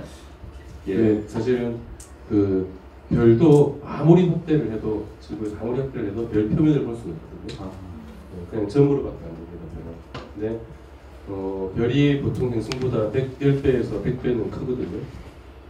별보다 더 작은 행성의 표면이 보일 수는 없고 네. 대신 이제 표면을 직접 보는 건 불가능하고 어떤 식으로 보냐면은 아까 얘기했지만 예를 들어서 대기에 네. 행성 대기에 원래 자연 상태가 아닌 뭐 인공적인 로 만들어질 수밖에 없는 그런 기체들이 있는지 그런 것들은 조사를 할 수 있어요. 그러니까 그 별이 이제 별빛을 행성에서 나오는 빛이 대기를 그러니까 별의 대기를 통과해서 지구에서 관측을 하면은 그 별의 대기를 통과하면서 어떤 스펙트럼 같은 것들이 만들어지거든요. 네. 그런 것들을 관측을 하면 행성의 표면을 직접 볼 수는 없지만 이 행성 대기에 어떤 성분이 있는지 정도는 알아낼 수 있게 되지 않을까. 아까 보여드렸던 그 GMT 그런 망원경 정도면 그런 것들은 도저히 가능할 거예요. 그 스펙트럼이란 건 이제 어떤 원소가 있는지를 네. 파악을 하는 거니까 예를 들어서 뭐 수소 같은 거는 흔해 빠졌지만 네. 뭐 어떤 원소가 그러면 발견되면 저기 외계 생명이 혹은 문명이 있다라고 생각할 수 있을까요? 대표적으로 우리 많이 쓰던 예전에 프레온 가스. 네. 냉장고 많이 쓰면 그렇게 되니까. 냉장고 많이 쓰면 네. 프레온 가스들 아세요? 여기 젊은 친구들 혹시 아시나요? 프레온 가스란 게 왜 문제가 됐었고 이게 되게 옛날 이슈라서 네, 몰라요 잘 다들. 굳이 설명해야 될 것 같아요. 예, 아무튼 그런 게 있었어요. 예. 요즘은 많이 나아졌대요. 그러니까 90년대 이후 출생하신 그러니까 요즘은 저 온실가스 알죠? 프레온가스 몰라요. 요즘 같은 미세먼지 같은 거 있잖아요. 사실은 그런 것들도 영향을 많이 미치거든요. 근데 우리나라 그 밤하늘이 세계에서 두 번째로 밝아요. 근데 그게 그 불빛도 그렇지만 미세먼지가 많아가지고 미세먼지가 있으면 이렇게 그걸 빛을 산란을 시켜요. 아, 그래서 난반사를 시켜서. 네, 난반사를 시켜가지고 우리나라 하늘이 세계에서 두 번째로 밝은 나쁜 하늘이에요. 근데 그런 것들을 체크할 수도 있죠. 뭐 자랑할 거리는 확실히 아닌 것 같은데요. 어쨌든 네, 볼 수는 없지만 대충 파악은 할 수 있다. 그래서 아까 말씀하신 것처럼 뭐 핵폭탄 터지는 장면을 못 봐도 예를 들어서 플루토늄이 보인다. 그렇죠. 그러면 핵폭탄이 터졌었겠다. 뭐 멸종했는지 아닌지 모르지만 네. 뭐 그런 식의 추이는 충분히 과학적으로 가능한 거겠네요. 그리고 이제 이민환 박사님한테 좀 여쭤보고 싶은 거는 지금 이제 수십 년간 세티어 활동에도 불구하고 우리가 좀 건진 게 없습니다. 예, 또 돈을 또 많이 투자를 하시겠다고 하는데도 불구하고 뭐 물론 곧 밝혀내겠다고 하지만 후보들이 있었지 않습니까? 와우 시그널이라는 것도 있었고 그 얘기 좀 해주시겠어요? 그 후보 아까 말씀을 드렸는데요. 네. 후보 중에 이제 유명한 게 1977년에 있었던 와우 시그널이라고 보내랑 1987년 시그널이 있는데 그 1977년 8월 15일 날 발견된 신호예요. 근데 그것을 이제 오하이오 주립대학교에 있는 망원경 갖고 관측을 했는데 그 이제 다 제거를 이렇게 그러니까 주변에 있는 뭐 그 공군 기지에 있는 정보도 해서 빼고 뭐 그다음에 진짜 별에서 오는 것도 다 빼고 했는데 불구하고 엄청나게 강한 신호가 지속적으로 이렇게 신호가 잡혔어요. 그래가지고 그걸 이제 그 실시간 관측을 한 건 아니고 관측을 쭉 해놓은 걸 이제 그 다음날 가서 종이를 보니까 막 그런 게 있길래 그 관측했던 사람이 옆에다 와우라고 썼어요. 영어를. 와우 느낌표 이렇게 딱 해가지고 그래서 와우 시그널이 된 거예요. 이름이. 그래서 이 사람은 그분은 지금 아직 생존해 계신데 그분은 이렇게 직접 인터뷰를 해봐도 자기는 지금도 그게 그때 온 거라고 믿어요. 믿고 계신데 네. 이게 그러니까 어떻게 했냐면 그때 캠페인을 벌였어요. 그게 신호가 나타났을 때 다른 망원경들 갖고 집중 관측을 했거든요. 근데 다른 데서 반복적으로 관측이 안 됐어요. 그러니까 이제 해프닝으로 끝난 거예요. 그래서 이제 몇 가지 해석이 있는데 그 거기서 이제 신호를 의도적으로 보낼 수가 있잖아요. 우리도 1년에 한 번씩 이렇게 보내거든요. 그러니까 그리고 보냈는데 이것도 펀드가 있어야 계속 보내는 거잖아요. 한 번 보냈는데 돈이 떨어진 거예요. 그래서 계속 못 보내는 거예요.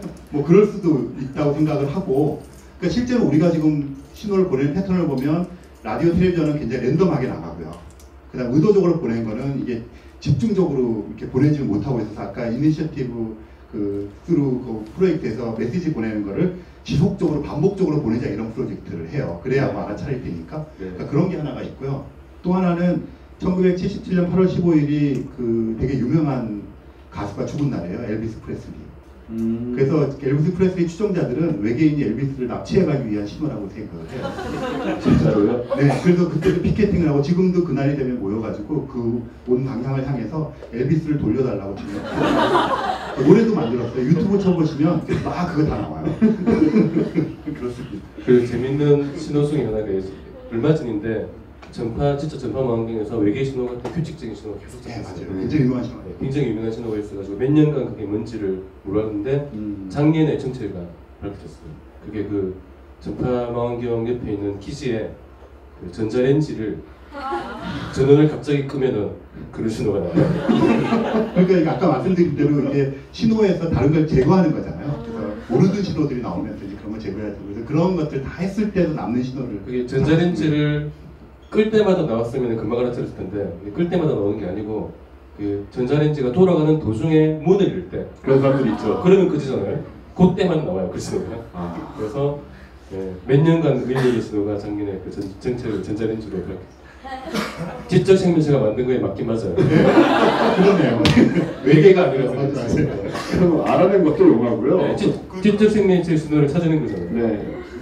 제가 알기로는 그걸로 또 논문을 쓰셨다고. 네, 너무 좋았어요. 예, 타산지석의 교훈이랄까. 어쨌든 참 어려운 일입니다. 어려운 일임에도 불구하고 계속 이렇게 열심히 하다 보면 한 25년쯤 후에는 뭔가 나올 것이다. 확률적으로 그런 말을 기대해 보게 되는데요. 또 하나 궁금한 거, 우리 다 이제 외계 생명 뭐 여러 가지 했는데 어떻게 생겼을까? 라는 생각을 안 해볼 수가 없어요. 여기에다 뭐 답이 있는지 모르겠지만 우리 뭐 대충 이런 것들 있잖아요.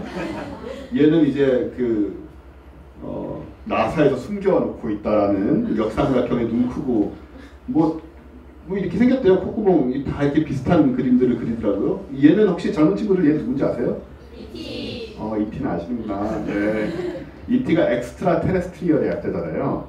그게 외계란 뜻이에요. 예. 테레스트리얼은 이제 지구를 얘기하고 엑스트라는 아무튼 네. ET. 얘는 예, 우리가 가장 만나기 싫은 외계인들이죠. 이런 친구들. 근데 과연 외계인들을 우리가 만나봤다. 그럼 어떤 식으로 생겼을 가능성, 뭐 좀 얘기할 수 있는 부분이 있을까요? 그런 논문도 쓰는데 지금 보신 게 다 개연성이 있는 거예요. 저 E.T.는 스필버그 감독이 실제로 과학자들한테서 칼 세이건 이런 분들이 자문을 해가지고 만든 거예요. 그렇군요. 네, 그래서 근데 이렇게 예를 들어서 이런 겁니다. 그러니까 지구랑 비슷한 행성에다 찾잖아요. 왜냐하면 그게 제일 개연성이 높으니까. 그럼 중력이 비슷할 거 아니에요? 그러면 얘네들이 지탱할 수 있는 지적 생명체가 지탱을 하려면 일단 뇌가 어느 정도 크긴 돼야 되잖아요. 뭐 멸치 속에 들어있는 뇌 크기 가지고 이런 지적 문명을 건설하기는 역부족일 테고. 근데 공룡처럼 크면 에너지 소비를 많이 해야 되잖아요. 그러니까 지탱하기 어려우니까 그 다음에 이제 중력이 있기 때문에 척추가 휘지 않고 서 있으려고 그러면 2m를 넘으면 안 된다 그래요. 네. 그러니까 그런 것들을 조합을 하면 키가 결국 요만할 수밖에 없는 거고요. 그 다음에 뭐를 보려고 그러면 이게 최소한 눈이 많으면 들어오는 게 많으니까 헷갈릴 테니까 에너지 최적화를 위해서는 최소한 2개, 이게 스테레오로 봐야 되니까 3개도 될 수 있고 발도 한 100개쯤 있으면 편할 것 같지만 다 제어하려고 그러면 에너지가 들잖아요. 그러니까 이제 뭐 2개 내지 4개 뭐 이렇게 하다 보면 이제 저렇게 나오는 거죠. 비슷비슷. 네. 그렇게 나오는데 사실은 조건이라고 하는 게 똑같은 것들을 지구를 되돌리면 우리가 다시 나타났을까 이런 거 의문이잖아요. 그러니까 그래도 지구처럼 이렇게 되는 것들이 엄청나게 숫자가 많으니까 그 중에서 줄여도 있을 수 있다. 이렇게 이제 개연성을 가지고 한번 예측을 해보는 거고. 네. 그러니까 이거는 사실은 왜 이런 거를 하느냐면 파충류를 6,500만 년 전에 이제 공룡이 멸종했다 그러잖아요. 이게 만약에 멸종하지 않았으면 어떻게 됐을까요?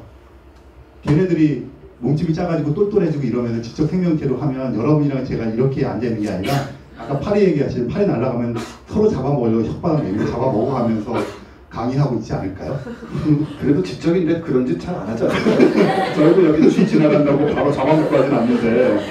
그리고 뭐 악어 가죽 좋아하시는 분 악어 가죽 필요 없잖아요. 우리 몸 자체가 악어 가죽. 그래서 이제 외계 생명체 얘기할 때 파충류를 등장시키는 이유가 그런 개연성을 가지고 얘기를 사실은 영화 만드시는 분들이 꽤 고민을 해서 과학자들이랑 하시는 겁니다. 그 에일리언은 입안에서 입이 또 나오는데요. 네. 그런 식으로 외계인들이 뭐 진화하는 경우도 있을까요? 연가시 그런 거 보면 그렇지 않을까요? 아 예. 지구 생명체 중에 그거랑 비슷한 게 있었어요. 지구예요. 아, 저기 자연사박물관 전시관에 보시면은 네. 오파비니아라는 생명체가 있어요. 오파비니아. 옛날 생명체가. 옛날 그 고생대 전에 네. 선캄브리아 시기에 살았던 생명체인데 지금은 그 종만 멸종을 했어요. 완벽하게. 후손이 전혀 없어요. 예. 네. 걔들이 딱 비슷하게 입안에서 입이 아, 나와요. 입에 나오고. 네. 지금 없는 게 참 다행입니다. 정말 보기 흉했을 것 같아요. 그 지구상에 총 38개의 문이 있었는데 현재 37개의 문이 있거든요. 네. 그 한 종 멸종한 문이 그 문이에요. 걔네가 발전해가지고 저쪽으로 가서 이게 된 거 아닐까요? 그렇습니다. 설마요. 아 저기 근데 이우영 박사님은 아무래도 좀 지구 환경과 다른 쪽의 생명체를 많이 생각을 하시니까 지금 이제 지구와 비슷한 환경 외에 사는 생명체에 대한 생각을 많이 하실 것 같아요. 어떤 다른 형태가 또? 근데 고등한 생물까지는 생각을 못하고 네. 그냥 미생물만 생각을 해가지고 근데 한번 저희 그 비소를 이제 소비할 수 있는 비소를 가지고 살아갈 수 있는 그런 생물체가 한번 보고가 된 적이 있었는데 네. 그래도 재현이 안 됐어요. 그러니까 뭐냐면 비소의 농도가 비소가 몸에 해로운 독극물인데 그게 농도가 좀 높은 호수에서 샘플을 가져와서 박테리아를 키웠는데 그 박테리아에 뭐 이제 잘 조사를 해보니까 아마 비소를 물질 대사에 사용을 하는 것 같다라고 논문은 발표했는데 그게 다시 재현이 안 되고 실험상에 좀 오류가 있었던 것 같다 이런 식으로 어느 정도 마무리. 그게 나사에서 공식 발표로 네, 한번 중계 방송도 하고 막. 네, 한번 굉장히 크게 나왔었는데 결과적으로는 이제 나중에 좀 문제가 있는 논문이었던 것 같다 이렇게 이제 밝혀졌거든요. 그러니까 우리는 지금 이제 탄소를 중심으로 많은 그 생명 현상이 이루어지고 있는데 어쩌면 뭐 규소, 탄소의 그 위에 있는 규소를 바탕으로 하는 생물체가 있을 수 있지 않을까 뭐 이런 그런 네. 상상은 해볼 수 있을 것 같아요. 네. 여러분 탄소 참고로 얘기하자면은 단백질, 탄수화물, 지방이 다 탄소예요. 탄수화물이고 우리 지구상에 있는 모든 생물은 그 탄소 베이스로 돼 있고 거기에서 영양분을 얻어요. 그렇지 않은 예를 들어서 규소라면 실리콘이잖아요, 그죠? 그렇죠. 예, 뭐 그래서 외계인 중에 이제 돌로 된 외계인, 돌로 된 외계인 이제 규소 기반으로 네, 탄소와 규소가 비슷한 성질을 좀 갖고 있으니까. 그럴 수도 있다. 네, 그럴 수도 있다. 네. 자, 다음 얘기로 넘어가 보겠습니다. 우리 조지 W 부시께서 외계인을 만나고 있는 당연히 조작된 사진. 여러분 이런 거 절대로 믿으시면 안 돼요. 네. 제가 이걸 가지고 나온 그 외계인은 옷도 아니고 항상 네, 옷 좀 입고 다녔으면 좋겠어요. 어쨌든 우리가 만약에 뭐 이런 그림은 아니더라도 외계 생명을 뭐 찾거나 좀 뭐 가능성이 있다고 얘기하고 있을까요? 혹은 뭐 교신을 하거나 아니면 만나는 날이 언젠가 올 텐데 그러면 우리 삶이나 우리 사회나 세상이 어떻게 바뀌게 될까요? 저는 별로 바뀌지 않을 것 같은 게 네. 왜냐하면 그 SF 영화나 소설을 보면서 우리가 너무나 많이 학습을 했어요. 그래서 그 외계인에 대해서 너무나 지금 익숙해요. 모든 가능성을 다 이미 뭐 파충류부터 시작해서 이태처럼 생긴 애 또는 그 인간의 형상으로 만들어서 나왔다가 뭐 자기네끼리만 변신하는 애들 뭐 그러니까 별의별을 다 있는 거예요. 근데 실제로 외계인을 만났는데 너무 초라할 수도 있잖아요. 막 그러면 오히려 충격받고 실망하고 막 그럴 것 같아요. 그래서 우리가 이게 너무 가상에 대한 것들을 이미 시뮬레이션을 해서 너무 익숙하기 때문에 그러니까 정말 진짜 만나도 별 충격이 없을 수도 있을 것 같고 네. 오히려 그리고 오히려 실망하고 부정할 것 같아요. 저건 아니야. 그 정도로 너무 가상에 익숙해져 있는 것 같아서 네. 저는 오히려 뭐 다른 얘기도 할 수 있지만 그럴 가능성이 있어서 실제 미치는 여파가 이미 그런 것들 다 생각을 했기 때문에 뭐 종교적으로도 그렇고 정치적으로도 그렇고 그렇지 않을까. 오히려 아주 현실적인 모습은 그 디스트릭트 9이라고 하는 영화가 있었거든요. 그러니까 우리랑 비슷한 수준의 외계인들이 지나가다가 로켓이 불시착을 해가지고 떨어졌어요. 근데 지구인들이 걔네들 이렇게 그 구역을 막 감금해놓고 뭐 걔네랑 물건 이렇게 밀매하고 뭐 이렇게 막 걔네 학대하고 막 이러는 영화거든요. 그러니까 그런 게 오히려 현실적이지 않을까 나타나느냐 그런 네. 생각을 해봅니다. 이강원 과장님은 네, 진짜 그 실제 우리가 지구 외의 생명체를 찾는 데가 있다면 아마도 화성의 가능성이 제일 크고요. 화성을 제일 열심히 가고 있으니까 열심히 가도 지금 못 찾고 있는데 제 생각에는 찾을 때까지 갈 것 같아요. 네, 분명히 화성이 될 것 같은데 방금 말씀하신 대로 지적 생명체를 우리가 직접 이렇게 만날 가능성은 거의 없다고 보고요. 네, 만일에 이렇게 만나게 된다면 우리가 가서 만날 일은 없거든요. 우리는 절대로 못 가요. 능력이 안 되니까. 능력이 안 되니까. 왔다는 얘기인데 왔다면 소통을 우리가 고민할 필요도 없어요. 네. 걔들이 할 거예요. 우리 어차피 능력이 없으니까. 그쪽에 훨씬 지적 능력이 뛰어납니다. 네. 우리가 원숭이랑 소통하기 위해서 원숭이한테 노력을 하라 그럴 수 없잖아요. 네, 우리가 해야지. 마찬가지로 그쪽에서 소통을 할 테니까 그냥 기다리면 되지 않을까. 네, 말씀하신 대로 정말 그냥 신호를 받는 정도로 큰 충격이 없을 가능성도 있을 것 같아요. 정말 충격이 되려면 말씀하신 그 인류보다 월등히 뛰어난 월등히 뛰어난 지적 능력이나 문명을 가진 존재를 만나게 될 경우에 아마 그 정도 되어야 우리 삶의 변화가 온다거나 충격이 온다거나 하지 않을까. 예를 들어서 우리가 생각도 못한 기술이라는 게 존재한다거나 그렇죠. 우리가 전혀 몰랐던 물리 법칙을 찾아냈다거나 그렇죠. 그래서 뭐 심지어 우리한테 전술을 준다던가 그러니까 그런 정도 되어야 소통이 될 거예요. 그래서 대통령도 이렇게 만나고 하겠죠. 그렇죠. 우리 수준으로는 서로 멀리 있어가지고 그냥 보고만 있지 서로 못 가는 수준밖에 안 되니까. 이명 목사님은 저도 그 화성에서는 이제 박테리아 수준의 미생물은 발견할 수 있을 거는 그 이상은 좀 어려울 것 같다는 생각이 들고요. 혹시 이제 외계인이 이 지구상에 온다면 일단은 이제 그 정부의 입장에서는 워낙 이게 사회를 동요시킬 수 있기 때문에 접촉을 하지 못하도록 막아서 우리는 모른 채 지나가지 않을까. 그런 생각이 합니다. 그 저기 음모론이잖아요. 이미 그거는 다 저 미국이라든가 정부에서 하고 있는 일들로 제가 알고 있는데 외계인 말고도 우리가 모르고 지나가는 게 워낙 많으니까. 네, 그렇겠죠. 안 알려주는 게 너무 많잖아요. 네, 마지막으로 한번 질문을 드려볼게요. 외계 고등생물을 뭐 모든 어려운 가능성에도 불구하고 만났습니다. 이렇게 이쪽에서는 지금 자기가 얘기를 하고 있는 것 같은데 외계인이 만약에 만났다. 그래서 모든 어려움을 극복하고 어떻게 얘기를 할 수 있게 됐다. 그럼 가장 먼저 물어보고 싶은 게 있다면 뭐 있어요? 뛰어나가는 가정하에. 그러니까 저도 그런 생각을 하는 거고요. 제가 그 다큐멘터리 만들면서 이렇게 아까 드레이크 박사님 비롯해서 이렇게 외계 지적 생명체 탐색하시는 분들 쭉 인터뷰를 했었는데 똑같은 질문을 했는데 거의 90%가 대답을 한 똑같은 질문. 저도 그런 건데 어떻게 살아남았냐고 물어보고 싶어요. 그러니까 이제 우리가 지금 뭐 핵전쟁 위협이 60년대 70년대 있었다면 지금 그런 것보다 환경 파괴에 대한 두려움이 있잖아요. 그리고 지금은 인공지능 갑자기는 아니지만 나타나가지고 100년 후에도 우리가 이런 몸뚱 안에 있을 수 있을까 이런 의문을 가지기 시작했잖아요. 그러니까 어떤 종이 생존해서 문명을 지속한다는 거는 참 힘든 일이라고 생각해요. 뭐 네. 100년, 1000년, 만년 단위로. 근데 저들이 그렇게 왔다는 얘기는 최소한 몇만 년, 뭐 몇백만 년을 유지해서 지구까지 와가지고 이런 미천한 것들을 아련하는 거 아닙니까? 그 정도가 되려면 굉장히 일단은 선한 종족일 것 같아요. 네. 우리를 박살내지 않고 와서 대화를 건다는 게. 그러니까 어떻게 그들이 생존해서 그들도 어려움이 있었을 텐데 그럼 보겠을까 이런 것들을 좀 물어보고 싶죠. 네. 방금 이게 모범 답안이었거든요. 네. 네, 다 이걸 대답하려고 했었거든요. 네, 제가 방금 하실 것 같아서 네. 방금 이걸 딱 보고 든 생각이 딱 있었어요. 멀리서 손님이 왔을 때 딱 제일 먼저 하는 얘기. 어떻게 오셨어요? 그것도 굉장히 중요한 네. 질문이에요. 어떤 식으로 지금까지 올 수 있었는가. 도대체 어떻게 왔을까? 네. 워머를 통과해서 왔을까? 날아서 뭐 몇만 년을 날아서 왔을까? 뭐 워프 트레이로 왔을까? 궁금하잖아요. 어떻게 오셨어요? 그리고 어떻게 오셨어요는 그것도 있잖아요. 왜 왔어요? 네. 지구에 도대체 뭐 볼 게 있다고?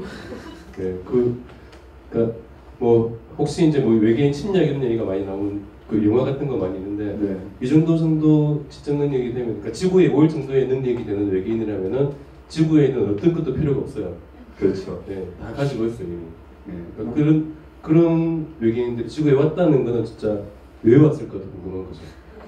이렇게 말씀하시면 이유경 박사님이 대답하실 게 점점 적어지고 있는데요. 지금 제가 하나만 했었어요. 그러니까요.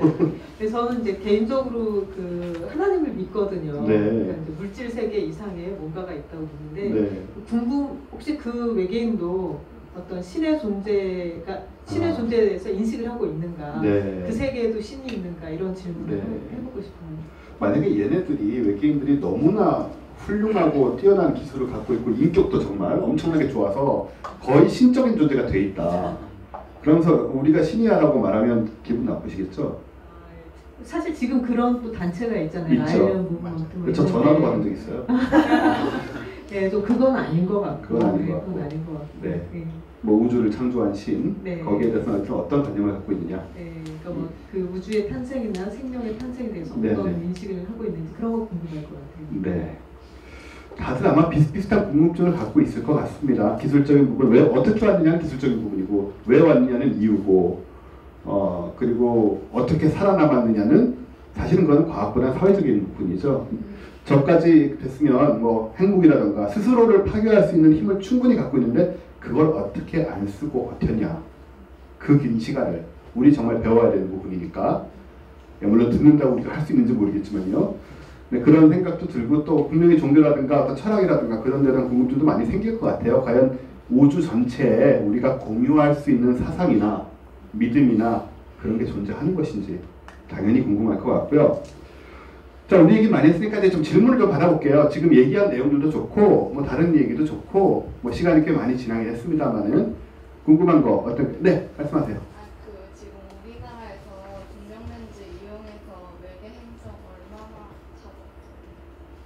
잡았어요? KMTnet 망원경으로 아직 외계 행성 사진 오늘 자료 나왔어요. 오늘 나왔어요? 두 개. 두 개. 이제 시작한 8개월 정도 내. 두 개. 이제 시작한. 저녁 뉴스 나오고. 제가 작년부터 계속 강의하면서 KMT넷이 조만간에 뉴스에 나올 거다라고 얘기를 항상 했거든요. 드디어 나오는 오늘 거예요. 9시 뉴스 뜨는 건가요? 네, 8시로 나온 거 확실하고요. 네. 9시 방송에서 다 아시죠, 그러면? 여러분들 정말 좋은 질문이었습니다. 이런 강의 오시면 이렇게 남들 모르는 걸 조금 몇 시간 일찍 알게 됐습니다. 사실 KNT넷이 가동된 지 얼마 안 됐기 때문에 아직 없다라고 대답하려는 순간 천문학 과학의 발전은 이렇게 빨리 진행됩니다, 여러분.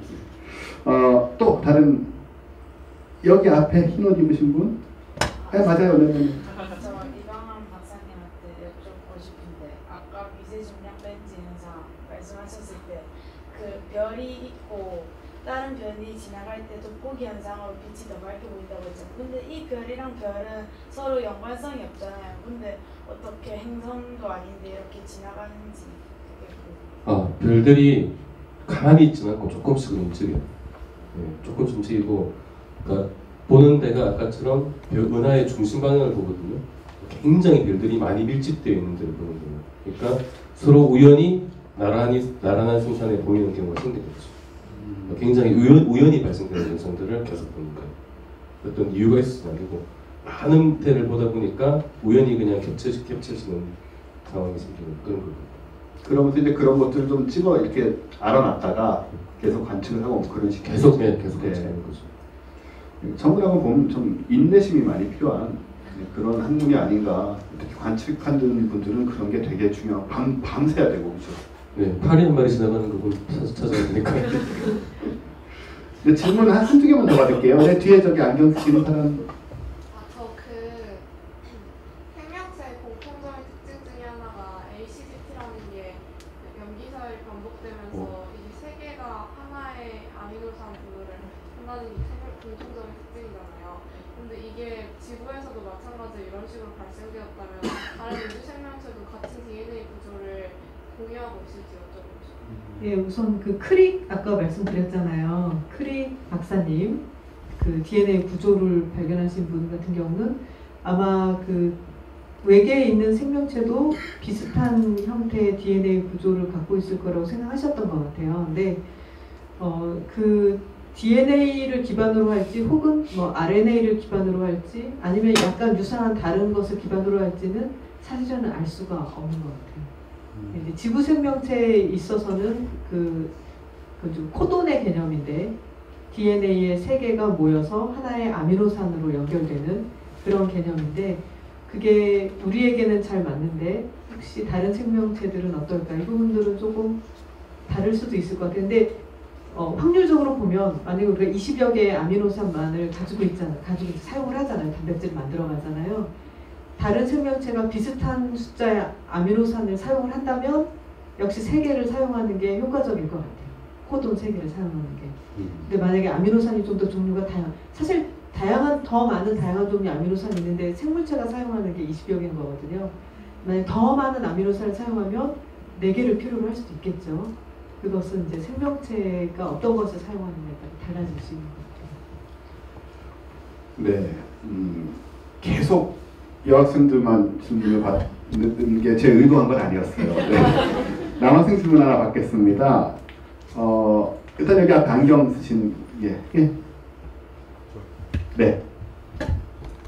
암석형 행성이 그 가스 자이언트 행성보다 생명체 발생에 더 유리하다고 가정한다면 그 이유로 가장 중요한 거 하나 꼽으신다면 어떤 걸 꼽으실 건지. 여기 학생들 수준이 왜 이렇게 높죠? 두 분 중에 한 분이 가스 자이언트는 일단 굉장히 질량이 크고요. 그러니까 단단한 표면이 없잖아요.